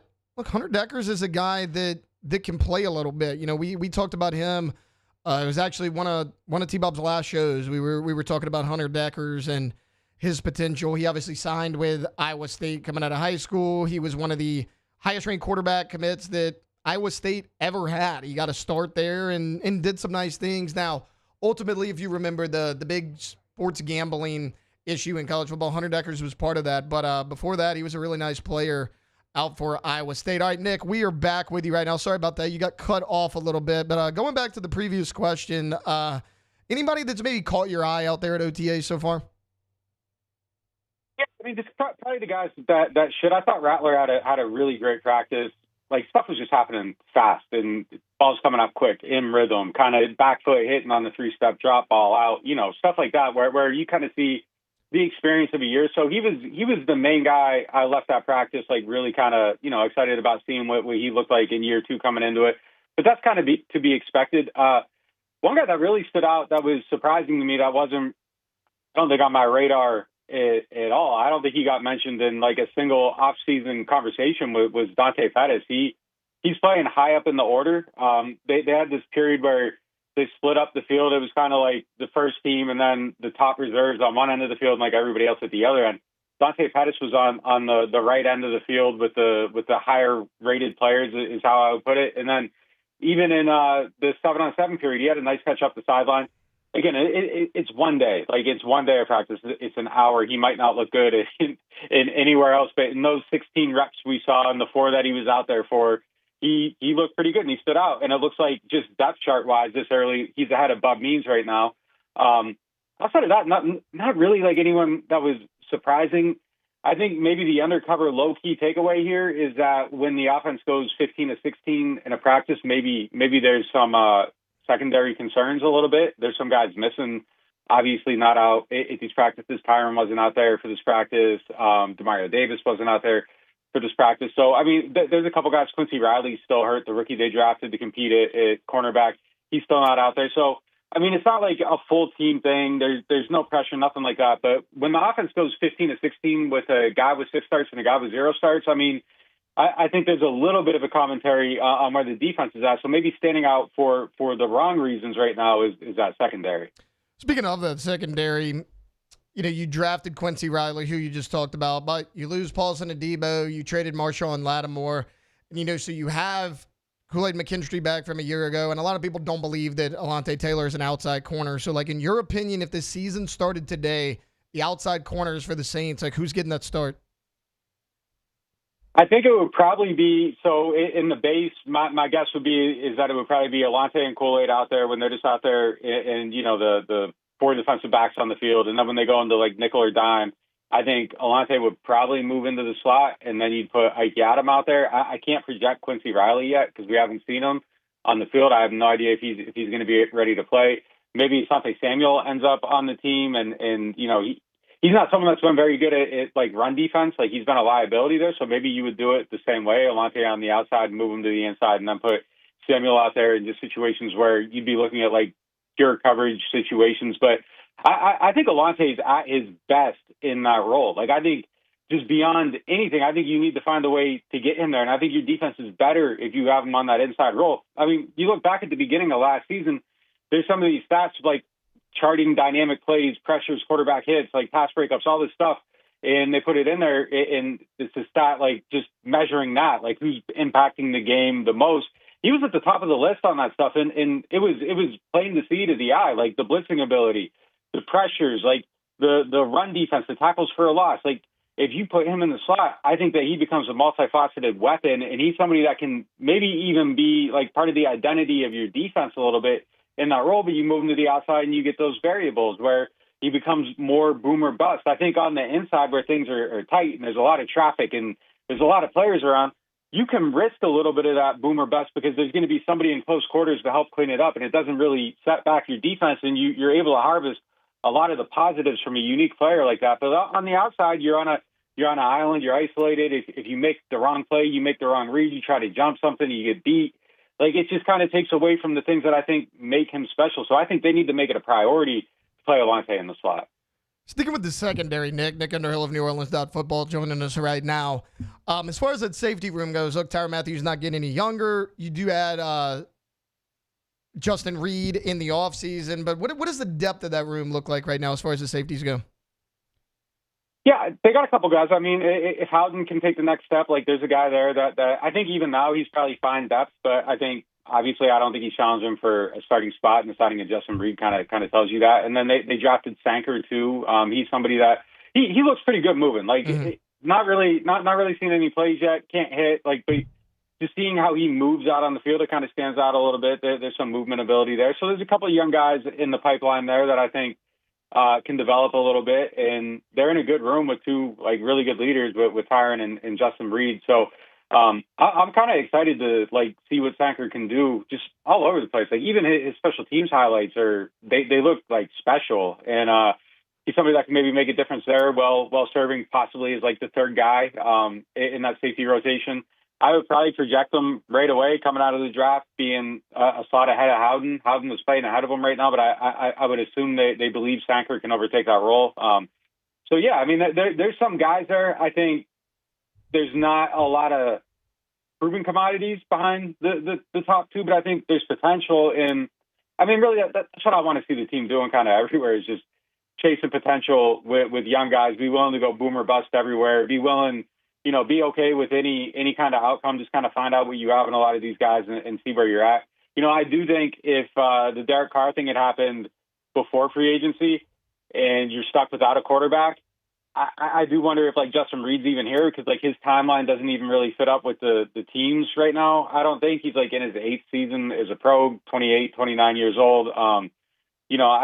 I do wonder like how it would have affected their whole free agency approach, but I think you're lucky to have him because I think he is a good leader. I think he's a good presence on this defense over the next couple of years as they're trying to grow into something else. Nick, want to switch back to the offense here real quick. To start OTAs, one of the big notes that everyone was talking about was Trevor Penning at guard on that offensive line. What are your thoughts there? Yeah, I mean, I've been saying it for like 3 years that I don't know if that's the best spot for him. But look, I might not be a reliable narrator on Trevor Penning. I thought him playing right tackle last year was going to be the thing that brought down the team. I didn't think they were going to be able to play him week one. I thought he looked really bad during training camp. Then he gets out on the field, and he's like kind of serviceable. I don't think he's good enough. I don't think he played well enough to be an answer at tackle for any of the 32 teams. Maybe like a below James Hurst level player at that position, but he became okay. Like he wasn't something that was going to cost them the season or anything like that. You were able to get by with him. So I was absolutely wrong there. I could be absolutely wrong about the guard thing. I like the idea of trying him out at that position. I feel like they've already lost on the draft pick. I feel like they've lost on the value. They traded up to get him. He's not a tackle. He's not going to be a tackle for this team. Like, that's already gone. Like, you took the L there. But if you can get him at guard and he can be a serviceable guard, I mean, that's pulling a win out of a loss. And if he's okay enough, if he's decent enough at that spot, maybe you even, like, re-sign him and you keep him. I like the idea of his athleticism at that position. League's kind of trended towards 6'7" guards a little bit more. Andrew Speed was kind of at the forefront of that. Those guys are getting bigger and taller, so that's playable. Chuck's your quarterback. That's not really a problem. If you can get in there and run and maul, great. I mean, maybe it could play there. I just don't know if like inside rush, quick pass rush moves, if that's the thing that helps him succeed. I kind of feel like he might lose a little bit more at that. But look, I'm not standing on like anything with Penning. I've been super wrong about my last couple takes on him. So maybe he makes it work. And if he does, I would feel really good about this offensive line overall. There's a possibility, and it should be. I think I've said this before on here. Like, I think that O-line should be a strength of the team. I think they should be held to that standard. They put way too much into it. And, if he can play there, I feel pretty good about the offensive line overall. Nick, just one more for you. You were talking about Alvin Kamara a little bit earlier. Maybe the running back depth chart behind Kamara. What do you expect that to look like? Yeah, it's interesting, man. They had Yarns, the UDFA, on the field, the one end of the field with like when they split it up. He was down there. Neal was at the other end, which that isn't necessarily like rookie has to earn it. Kendrick Miller was down with the top team, so maybe it's kind of like a Miller versus Neal thing, and Neal has to overcome Miller to get down to that end of the field. Maybe Yarns is kind of viewed more as like the satellite type back, the pass catching back, and maybe he's kind of competing for a different spot on that depth chart within the same meeting room. But I kind of expect it. Look, I think when all is said and done, I think it's probably Alvin and Neal are probably the top guys at that position. I think that's probably how they want it to work out. It would be great if Kendrick figures it all out. I'm still the president of the Kendrick Miller Believers Club. I still think he has all the talent in the world. I still think that, he's just an incredibly gifted player, but learning the playbook has been a huge problem for him every single year. And now you're changing offenses again, and he's starting all the way over at the beginning. And maybe Joel Thomas and Kellen Moore and Pat Giannetti and all those guys working with the run game, like maybe they're the ones that get it to click for him. And if they do, I think he's probably the second most talented back on the team. But it's just kind of reached a point after multiple years where it's just like, I can't bet on this guy. So I got to bet on the other guy and let Miller prove me wrong. Nick Underhill of New Orleans.football. Nick, thanks so much for the time this morning, man. Yes, sir. Have a good one. Yep, you too. That was Nick Underhill of New Orleans.football. Nick_Underhill on Twitter. Look, we were able to fight through the spotty internet and phone connection. Good stuff there from Nick, as always. All right, we're going to take a timeout. When we get back, LSU announced the jersey retirement of someone that Tiger fans will remember pretty fondly. That's coming up on the other side here on Off the Bench. Watching the Saints on a Sunday or just kicking back with your crew, Dos Equis brings that bold flavor and smooth finish that turns ordinary into legendary. It's not just beer, it is the beer of champions, or at least the beer of guys who feel like champions, but you will feel like a champion when you enjoy an ice-cold Dos Equis.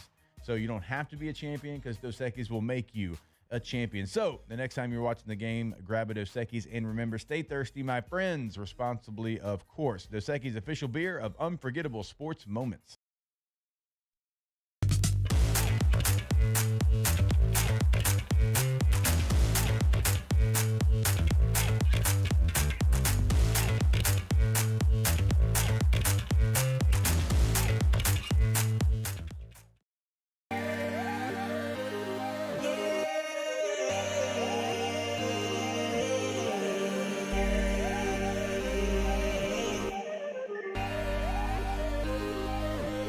You gotta believe in a dream.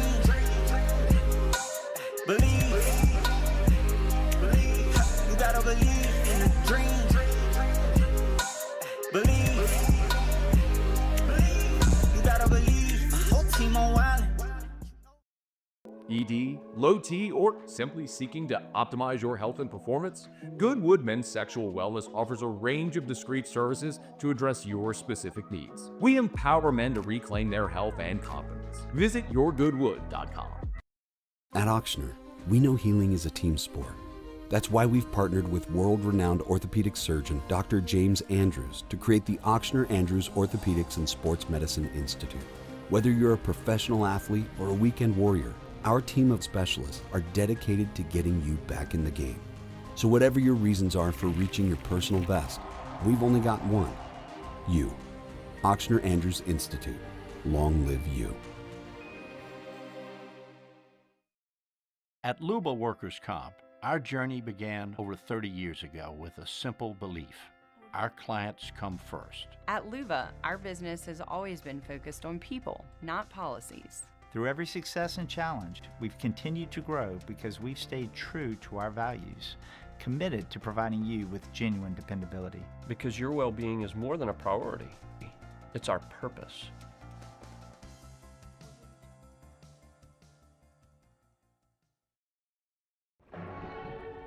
These are the luckiest ice cubes in the world. They could have been a thankless bed for an all-you-can-eat salad bar.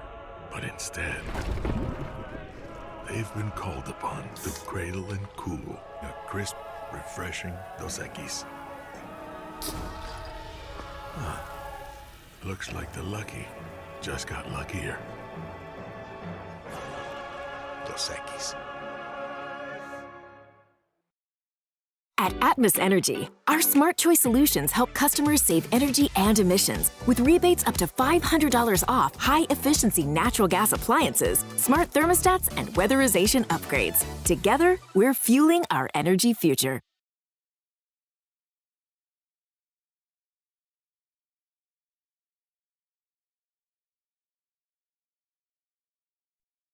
This is Off the Bench.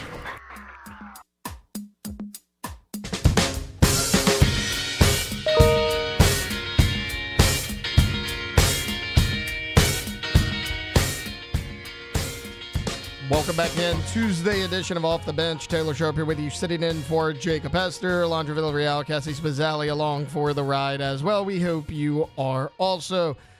LSU will retire former running back Charles Alexander's jersey this coming football season. Charles was actually on AFR on Friday. He revealed the date to Matt Moscona, of course, on After Further Review. The date will be the September 13th game against Florida in Tiger Stadium.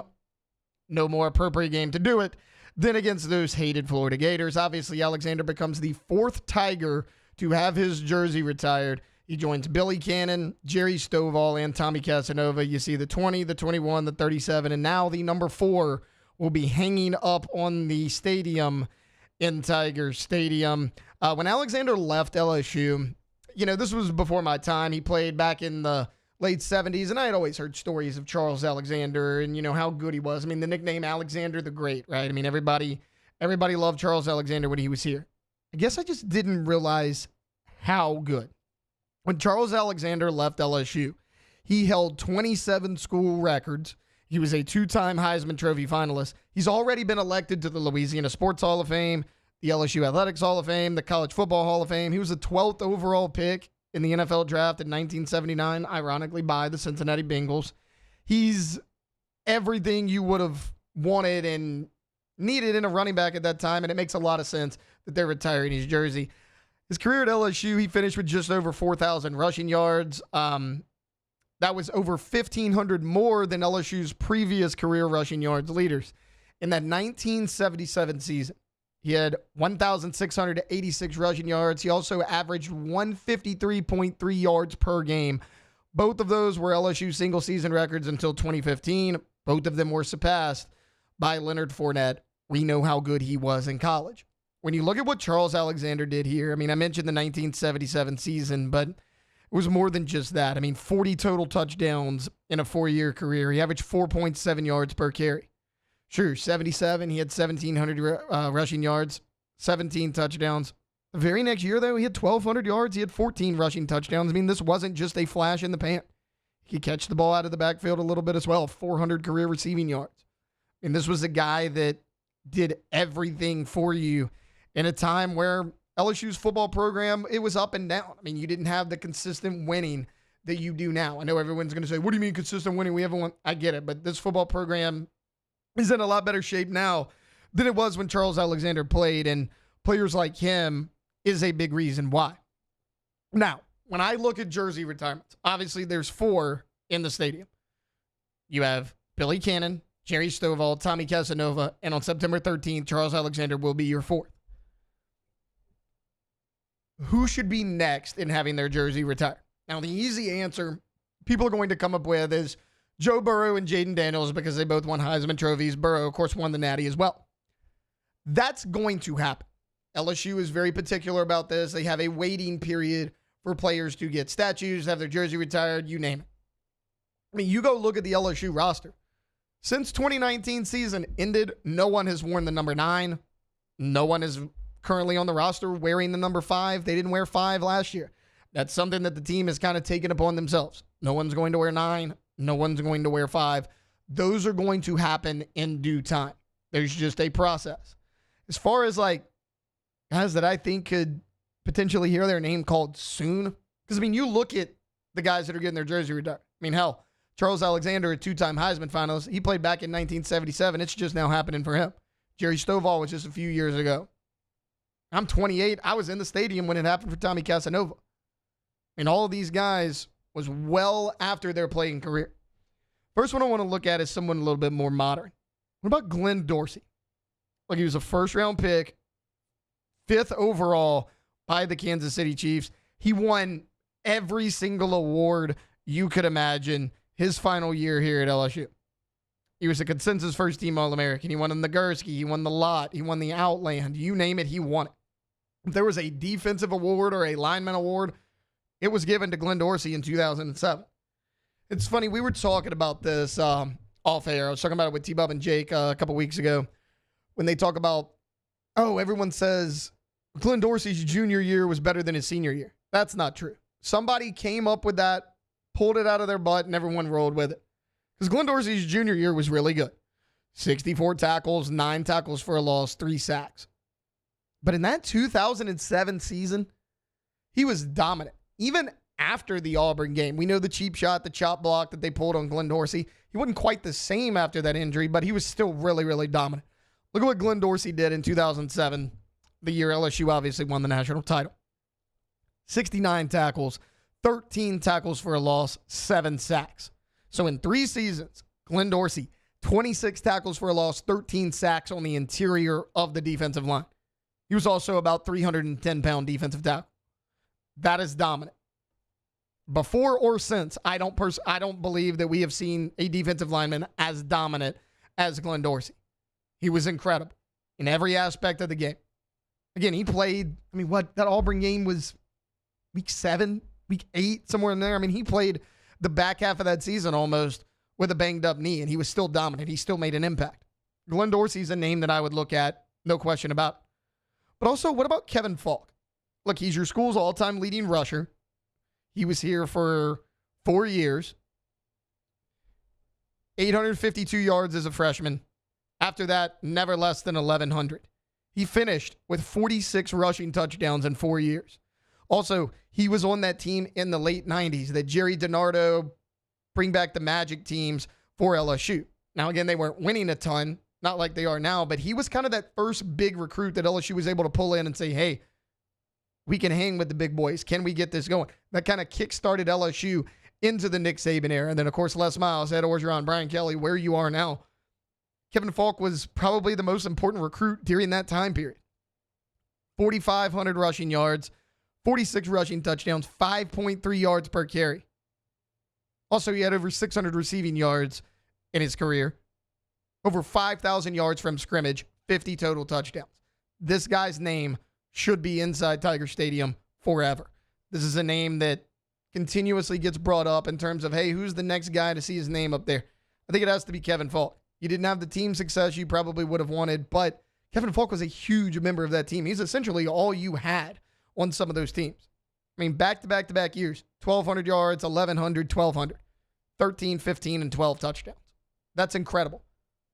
That's good on a good team, on a team competing for a national title, much less those teams in the late 90s that had some good years, had some bad years.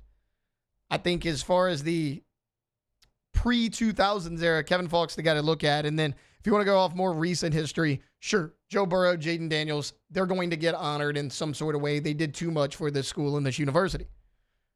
But Glenn Dorsey's a name to keep an eye on as well. All right, look, want to take a timeout. When we get back, Devin Snow, Hold the Mayo, hopping on with us. We'll recap Memorial Day. He hit a milestone on RB&R Day. We'll talk about that as well. Maybe even get into some WrestleMania. I know Dev's going to have some thoughts about that. That's coming up here on Off the Bench. Off the Bench. All right, go to All-Star Toyota of Baton Rouge.com. All-Star Toyota of Baton Rouge.com. Buying new, leasing, renting, everything is available in all three of those processes. So no matter what you need, they're going to have it over at All-Star. If you need a full-size SUV, mid-size SUV, van, truck, hybrid sedan, whatever, they've got it. And we are here in the month of May at the very end. Today is the last day for everybody. Most people already out of school, but today certainly is that last day of school. So maybe you're going on your trip this weekend. Maybe you're waiting until next week, but it is okay. It is not too late to rent a Toyota from All-Star. Call Miss Lisa Sessions today in the rental department. Get it all reserved up. Per day rental prices, fantastic prices as well. Something that we always mention, the deal they have at All-Star is incredible. So per day rental prices, everything is available. Again, All-Star Toyota of Baton Rouge.com. There it is, the extra mile. On the border of expected and extraordinary for those willing to go further. Like vans customized for work or play. With safety and tech to keep you connected. Supported by a 5-star sales, service, and finance team. And backed by the 1-star you know. So go the extra mile. It's never crowded because so few have what it takes to go there. Mercedes-Benz Vans. These ice cubes could have been a thankless bed for an all-you-can-eat salad bar. But instead, they cradle and cool the crisp, refreshing Dos Equis. Nicely done, ice cubes.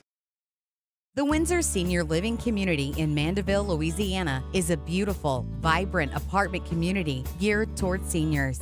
They are nestled right in the heart of Mandeville, where seniors live a more carefree lifestyle in spacious apartments with the peace of mind that comes from having a little extra help. Call the Windsor at 985-624-8040 to schedule a lunch and tour. Come see how the Windsor can be your passport to peace of mind. Man, age is just a number. Don't let it dictate how you feel. Goodwood Men's Sexual Wellness has anti-aging services that can help you look and feel your best. Visit yourgoodwood.com and discover a renewed sense of vitality. At Sunshine, we know what you see when you look at your land. Where others may see dirt, you see the foundation you've built your life on. It's hallowed ground. It's past, present, and future. We're proud to provide quality John Deere equipment to help you maintain the land you love. Check out our current promotions and learn more about what it means to be powered by sunshine at sunequip.com. Gulf Coast Office Products is a nationally recognized Savin office equipment dealer based right here in Louisiana. Over 100 employees strong, Gulf Coast has the boots on the ground to support all vertical markets, from education, engineering, legal, and finance. With the latest in office technology, from desktop to production segment units, Gulf Coast and Savin have the perfect fit for you. Call 225-756-2644. That's 756-2644 for Gulf Coast Office Products. Gulf Coast Bank and Trust is giving our customers the power to bank anywhere, anytime during this challenging event. And we're right there with you. Our mobile banking app is a smart way to manage your money and time. Gulf Coast Bank and Trust, the bank that cares about you.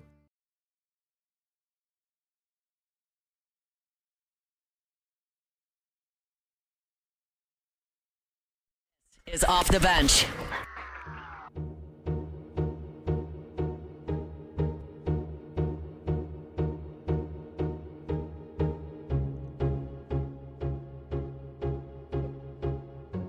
Welcome back into a Tuesday edition of Off the Bench. Taylor Sharp sitting in for Jacob Hester, who will be back on Friday. Right now, we normally have him on Mondays, but Memorial Day kind of pushed everything back. He was gracious enough with his time to hop on with us today. Devin Snow, hold the Mayo. Dev, how are you today? How you doing? Doing good, man. Look, a little extended weekend for most of us with Memorial Day. I saw your RB&R Day yesterday. You went out to Blue Oak. Is this right? Is it 263 RB&R days? Yeah, and I had just realized yesterday morning that I think that's like 5 years of doing it. So yeah, I think 200. Look, I don't know. I don't know the division, but it's got to be something close to 5 years. I think. I'm pretty sure. Dude, the run you have been on is impressive. And, you know, I thought about you last week because I was watching Jason Josh. I don't know if you've seen him on TikTok, the two British guys that have been touring around Louisiana. Dude, how the hell did you not get to hook up with those guys and collaborate with them? Bro, you got to realize, like, none of these people, they don't know me like that. You know what I'm saying? They're way bigger than me. Look, man, I'm Louisiana, Gulf Coast. These guys come from Britain or wherever. You know what I'm saying? Like, they never heard of me, dude. So I don't blame them, but it looks like they had a great time. And, you know, I'll call it how I see it. I thought they were pretty funny. You know, I think a lot of it has to do with the fact that they are British and they in such a different surrounding. So it is funny. But yeah, man, I don't know. I don't know how it didn't happen. Because I was watching the video of them in New Orleans, and they're like, guys, we need food recommendations. We need this and this. I'm like, we need Devin Snow to give them a tour of the Big Easy. Like, I thought that would have been great. Bro, I remember probably like, 2 years ago or something like that. I think I dropped, and it's the last time I ever dropped recommendations to anybody that's, that big. I did it with Kay Adams. And, dude, when I tell you I dropped her 10 bangers under her comments, and it got, like, thousands of likes, bro, she wound up going to Cafe Du Monde. Like, you can't help these people. You know what I'm saying? Yeah, it's like, give me recommendations. You give the recommendation, they go somewhere else. You're like, okay, well, that's what you think of me. It's not even, like, what they think of me. It's just, like, they can't help it. It's some of these places that we've known about our whole life, like they just lure tourists in. You know what I'm saying? You can't. Yeah. I mean, the Parkway, and it's not like it's bad or anything. It's just like there's so much more, you know? Dev, the big news out of New Orleans is unfortunately negative. You know, I saw this, I guess it was Wednesday or Thursday, whenever it was first announced that WrestleMania is pulling out of New Orleans. The WWE said they are going back to Vegas. Like, I know you got to do the interview with The Rock late at night and all that for the promotional thing. What are your thoughts on them pulling out this soon? I mean, it's less than a year away. Just unbelievably unfortunate, and it's just it's terrible, bro. It really is, man. I'm still not feeling good about that. I just hate how it happened. I hate how it happens to New Orleans. You know, it don't happen to nowhere else. Yeah. I guarantee you, if they would have been going to L.A., they wouldn't have pulled out of L.A. You know what I'm saying? It's just part of what we go through, bro. They will pull a whole WrestleMania. We still don't have clarity on why. We just got to assume that it was over some money, you know, and it's just crazy, man. So many people are looking forward to that. And, yeah, it's very unfortunate, but also, like, I'm not completely shocked. Like, this stuff happens to us all the time, dude. Yeah, you know, speaking of, like, the why, I was reading last night a little bit, and, you know, they were saying, oh, well, we've made so much money in Vegas, we don't think we can replicate that in New Orleans. We're just going to go back to Vegas to kind of, you know, save it and get the money back. But, like, I don't understand how they can be this tone deaf. Like, the people in New Orleans will show up to events like this. I don't realize. Well, it's a smack in the face, too, because wrestling and combat sports have rooted history in New Orleans. So it's like, basically they're saying, bro, we care about this bag so much. We got to eat this bag so much. Like, they have billions of dollars. This place, the WWE is universally bigger than it's ever been, right? And they're like, no, we got to eat this bag even more. And they just disregard the history in New Orleans for wrestling, you know, and it's disgusting, man. It really is. You know, I go turn that stuff on last night. They got every single match is sponsored by a different company. Oh, this match is sponsored by Cash App. Oh, this match is sponsored by Snapchat. Bro, go eat a bag and go away. Like, seriously, bro. Like, it's all they care about is the money. Well, it's very so blatant. I was seeing that, like, a couple of the promoters are actually from Vegas, so they were like, "Oh, we want to keep the money a little bit more local," which is crap. But you were talking about the combat sports, like, look, Poirier Holloway's coming up. That's going to be a big time UFC event in New Orleans. Like, same people that run not to cut you off, but same people that run wrestling run they own the UFC now. And going back to the bag eaters part. Go look at the tickets for UFC, man. I mean, bro, ain't nobody love UFC more than me, dude. And I'm gonna tell you right now, them tickets, it's hard. I saved thousands of dollars for this event, and I've still yet to pull the trigger on the ticket because it's just crazy. Oh, dude, I've seen like average ticket price now. I've seen like $2,500 like per ticket. Like it's insane. Like, but for them to pull out. I thought it was kind of weak, but I wanted to get your thoughts on this. Aaron Rodgers over the weekend had this little Q&A. I don't know where it was. Doesn't really matter. But there was a Saints fan in the crowd saying, "Hey, Aaron, would you ever consider coming to play for the Black and Gold?" And he was like, "Look, you know, not to be disrespectful or anything, but absolutely no way. I have no interest in living in Louisiana." Like, if he didn't want to do that, that's fine. Like, he played in Green Bay and went to Berkeley. Like, those don't seem like great spots either. But, like, is Aaron Rodgers out of options? Like, is he going to play this year?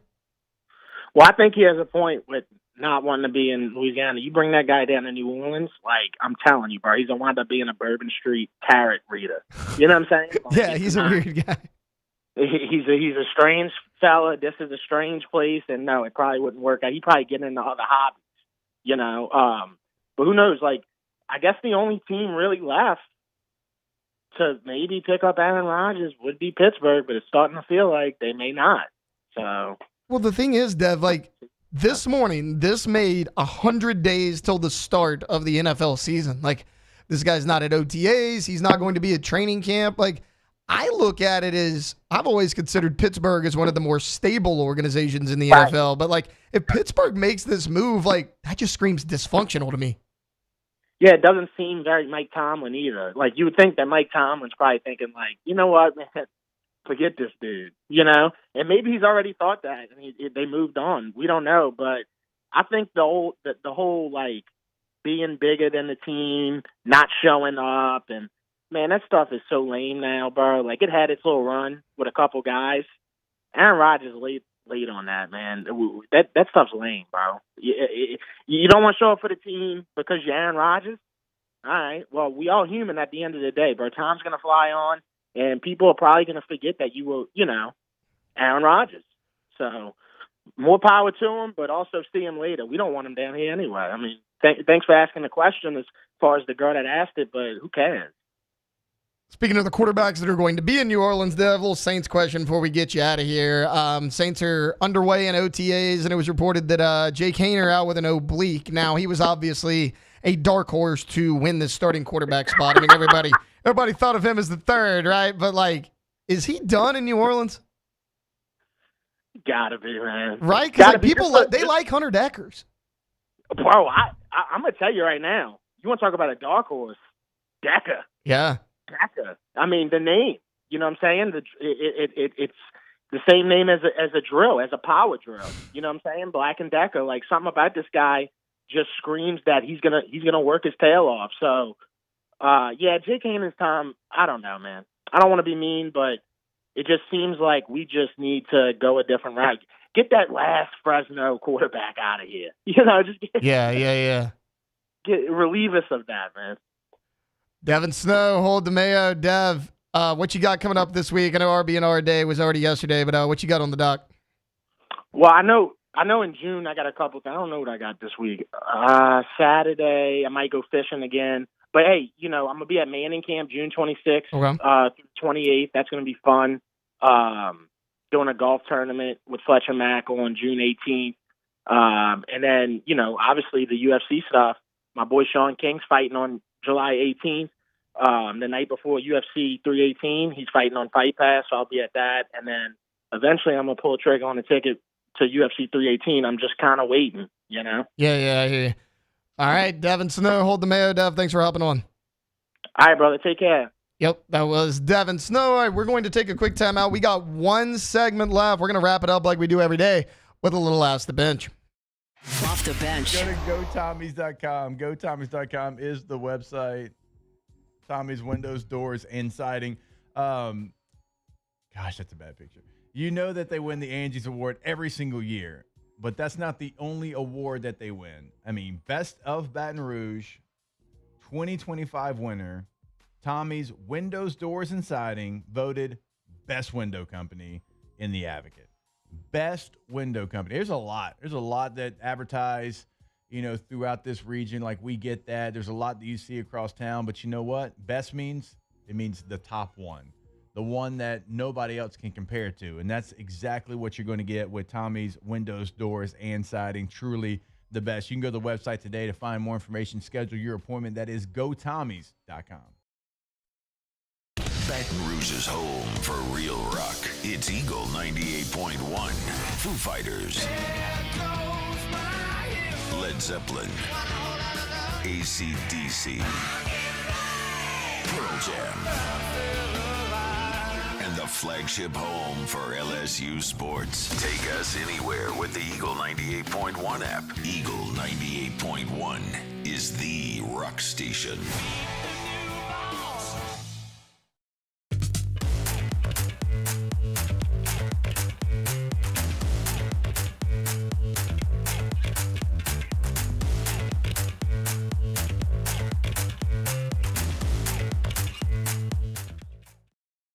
ED, low T, or simply seeking to optimize your health and performance? Goodwood Men's Sexual Wellness offers a range of discreet services to address your specific needs. We empower men to reclaim their health and confidence. Visit yourgoodwood.com.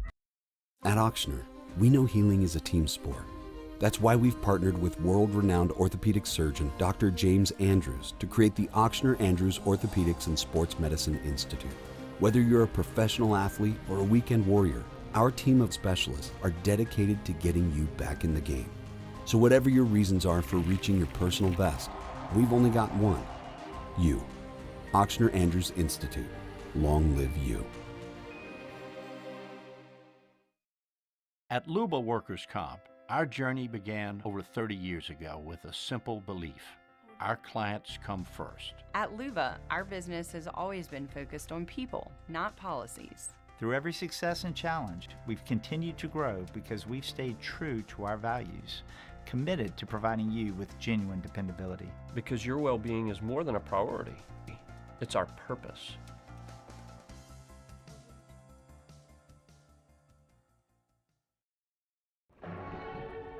These are the luckiest ice cubes in the world. They could have been a thankless bed for an all-you-can-eat salad bar. But instead, They've been called upon to cradle and cool a crisp, refreshing Dos Equis. Looks like the lucky just got luckier. Dos Equis.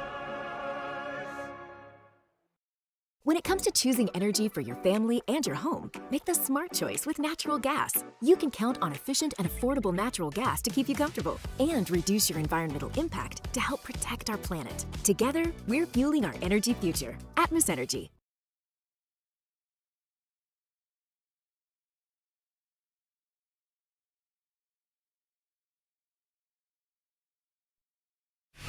Welcome back to Off the Bench.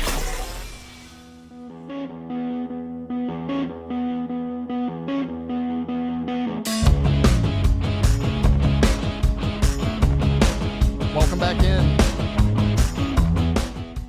Welcome back in. Final segment, Tuesday edition of Off the Bench. Taylor Schroeder with you, Alondra Villarreal and Cassie Spazzali with us.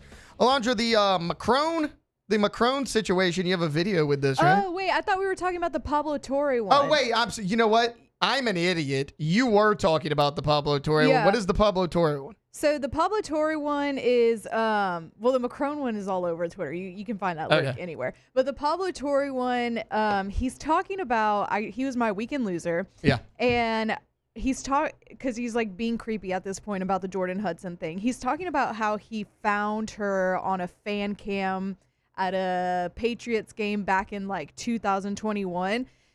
And like, this is the video that made me make him the weekend loser. So y'all could just let me know. I feel like he's doing entirely too much and it's getting borderline weird and like stalkerish, but that's probably a stretch, but here it is. Buildings. How do I prove what I had been told, which is that she was around Gillette Stadium in November 2021? There is a thing called a fan cam. I know Katie about Nolan, this. you're familiar? Yeah, so Please you explain. can, I believe, but a fan cam, you can put in your seat, like your ticket number and your row and everything at a certain game, and it'll show you that section on camera. So you can find yourself as a fan in the crowd at the game that you went to. Going back, like you could do this I don't know. I don't know how far back it goes. It turns out, he's going to find it. On December 14th, 2014. What I didn't Indeed. realize is that this was a whole searchable thing with like high definition cameras everywhere where you could zoom into any part of the Surveillance stadium. The panopticon. After exhaustive searching of the Patriots fan cam database. Good Lord, Pablo needs a hobby. Sorry, keep going. Was the Sunday, November 28th, 2021, when the Tennessee Titans visited the New England Patriots. I don't understand. This is like when David Blaine like eats a thing of glass where you're like, what? How did you do that? What's the sleight And of he's hand like, here? no, you know what I did? I just did it. Yeah. I actually did I that ate the thing. The glass. thing that you're like, no one would do that. I did it. Oh my God, stop, Pablo. It's zoomed way in. We are way zoomed in on this fan cam. Is that? Sure is. That is Jordan. This is November, when? 28th? 28th, 2021. It's the Patriots' 36-13 win over the Tennessee Titans. Bill Belichick has a row of seats out right beneath the overhang in Gillette Stadium. And what I had to do was scroll endlessly through Gillette Stadium's fan cams. You're telling me that you just went through it? You knew the section, but not the day? So insane. Like Who cares? Enough to like go through all that. It's crazy. Like, but Jordan Hudson went to a football game. Yeah. My whole point about that though is that like it's weird. Yeah, it's weird. To have that much time on your hands too to look through every single. You saw the zoom out of it. Like, It's the entire stadium full of people. I don't know. I think it's getting weird. But like I get that there's some people that like have nothing else to do, like the guy with the Pope, right? Finding him in the crowd. But Yeah. like Pablo Torre is a national sports writer, and this is what you were devoting your time to. Like I'm thinking maybe Pablo's trying to like ride the Bill Belichick train all the way to the top, kind of like Brian Windhorst did with LeBron James. And Windhorst has been great since then. But I mean that's kind of how Windhorst rose to prominence, was because of that. But to like hyper focus Yeah, on it's Jordan Hudson strange. is so weird. And I know that like we talked about it and stuff, but we didn't take it that far. no, it's odd. Okay, look, before we get out of here, we got a few minutes. Let's do a few Ask the Bench questions. We actually have quite a few. Ask the Bench, favorite summer movie. The Sandlot's pretty damn good as far as summer movies. I mean, I don't know what classify, like a movie that takes place during the summer. Yeah. Because like I think of Dazed and Confused as a summer movie. Because I mean, it's the last day of school, they get out, all that. Dazed and Confused would be one. Mine would be Sandlot for sure. Yeah, Sandlot's a good one. I can't think of one. Ask the Bench, favorite breakfast food, pancakes. I mean, yeah. I mean, you got biscuits and gravy. Yeah, like is there a wrong answer here? Yeah. Bacon. But I love all of these options. Like, is there a bad answer here? Ask the Bench, will Alondra be doing a Willem Dafoe movie marathon this week? Maybe. Yeah, which one we starting Lighthouse with? is pretty good. I have yet to see Lighthouse. It's pretty good. I've heard it's great. That's the one that's like black and white, right? Yeah. Him and Pattinson? Yeah, and they're like in a lighthouse, yeah. Ask the Bench, favorite brand of mayo? I like Blue Plate. I don't know. A lot of people say Duke's mayo. I'm a Blue Plate person. Ask the Bench, are you going to see Mission Impossible Final Reckoning? I want to. This is the last one. Mission Impossible's made like 25 movies, so I haven't been able to keep up with all of them. I know Jake loves the Mission Impossibles. I've seen like 3 or 4, and the ones I've seen are all really, really good. So I heard it's not that good, but I don't know. Oh, the Final Reckoning? Yeah. I haven't heard anything about it. I don't know. I'll probably watch it just because it's the final one. Ask the Bench, bagel, donut, or biscuit? Biscuit. Okay. Donut. Although I do love a bagel. I think I have to go donut. I'm gonna go donut. I just like sweets. I'm too big on the sweets. That's a problem for me. Sweets, whether it's drinks and then like sour drinks. It's weird. Those are kind of my two right there. Ask the Bench, favorite Mission Impossible movie? The original. Mission Impossible, the first Mission Impossible. Nothing beats that. The first time you hear that Mission Impossible music, I think that it is incredible. Mission Impossible 3, I really like as well, but those are probably the top 2 for me. I've only seen the first one. Okay, well, we know her favorite. Ask the Bench, favorite current pro wrestler. Now I'm gonna switch it for Alondra because she's a UFC fan. Favorite current UFC fighter? I really like Ilia Topuria right now. Okay. Obviously I love Dustin Poirier. Yep. But he's retiring, so for like up and coming and right now, I love Ilia Topuria, and it's between him and I love Patty the Batty. Patty Pimblett's great. He's definitely it's a tie between him and Ilia because I think Ilia's bringing a lot of fun and excitement to the sport, but so is Patty. So I love both of them. Did we ever play the video? I know we talked about it. Did we ever play the video of Patty Pimblett training the Marines on jiu-jitsu? No. So like a lot of people they talk about Patty. Oh, he didn't care. He's never in shape when it's outside of fighting. Everybody kind of laughs about it. Like Patty Pimblett went up there and was teaching these Marines the basics of jiu-jitsu. 10 of them in a row. I mean, back to back to back. Patty stayed on the mat.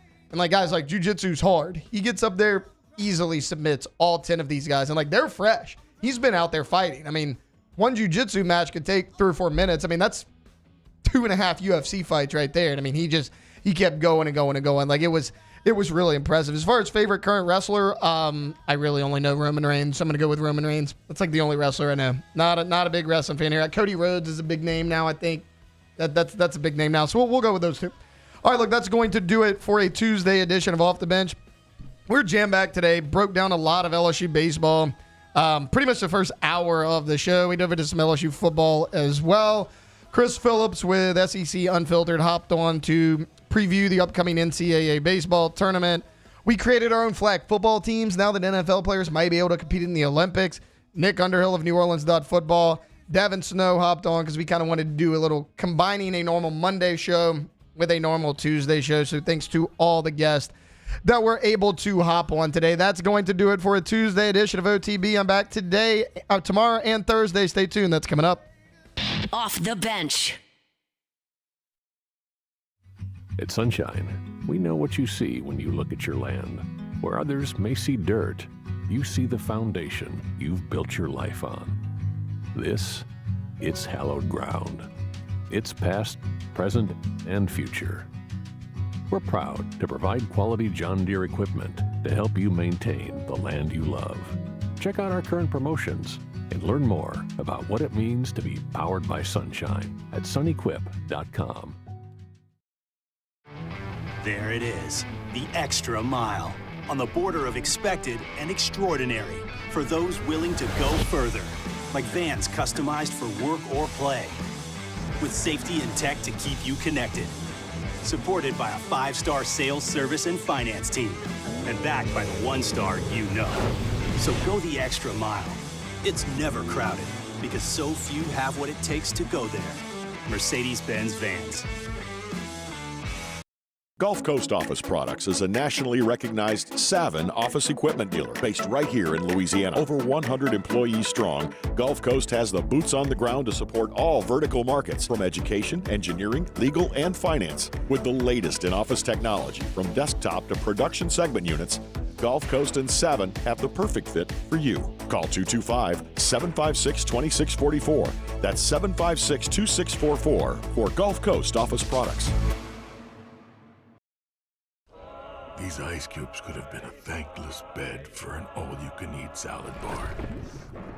But instead, they cradle and cool the crisp, refreshing Dos Equis. Nicely done, ice cubes. It's not just a game, it's a religion. You've got your team colors, team swag, and now your very own website, LouisianaSports.net. Everything LSU, Saints, and Pelicans. Sports on demand. In-depth coverage by sports writing pros with continuously updated news. And with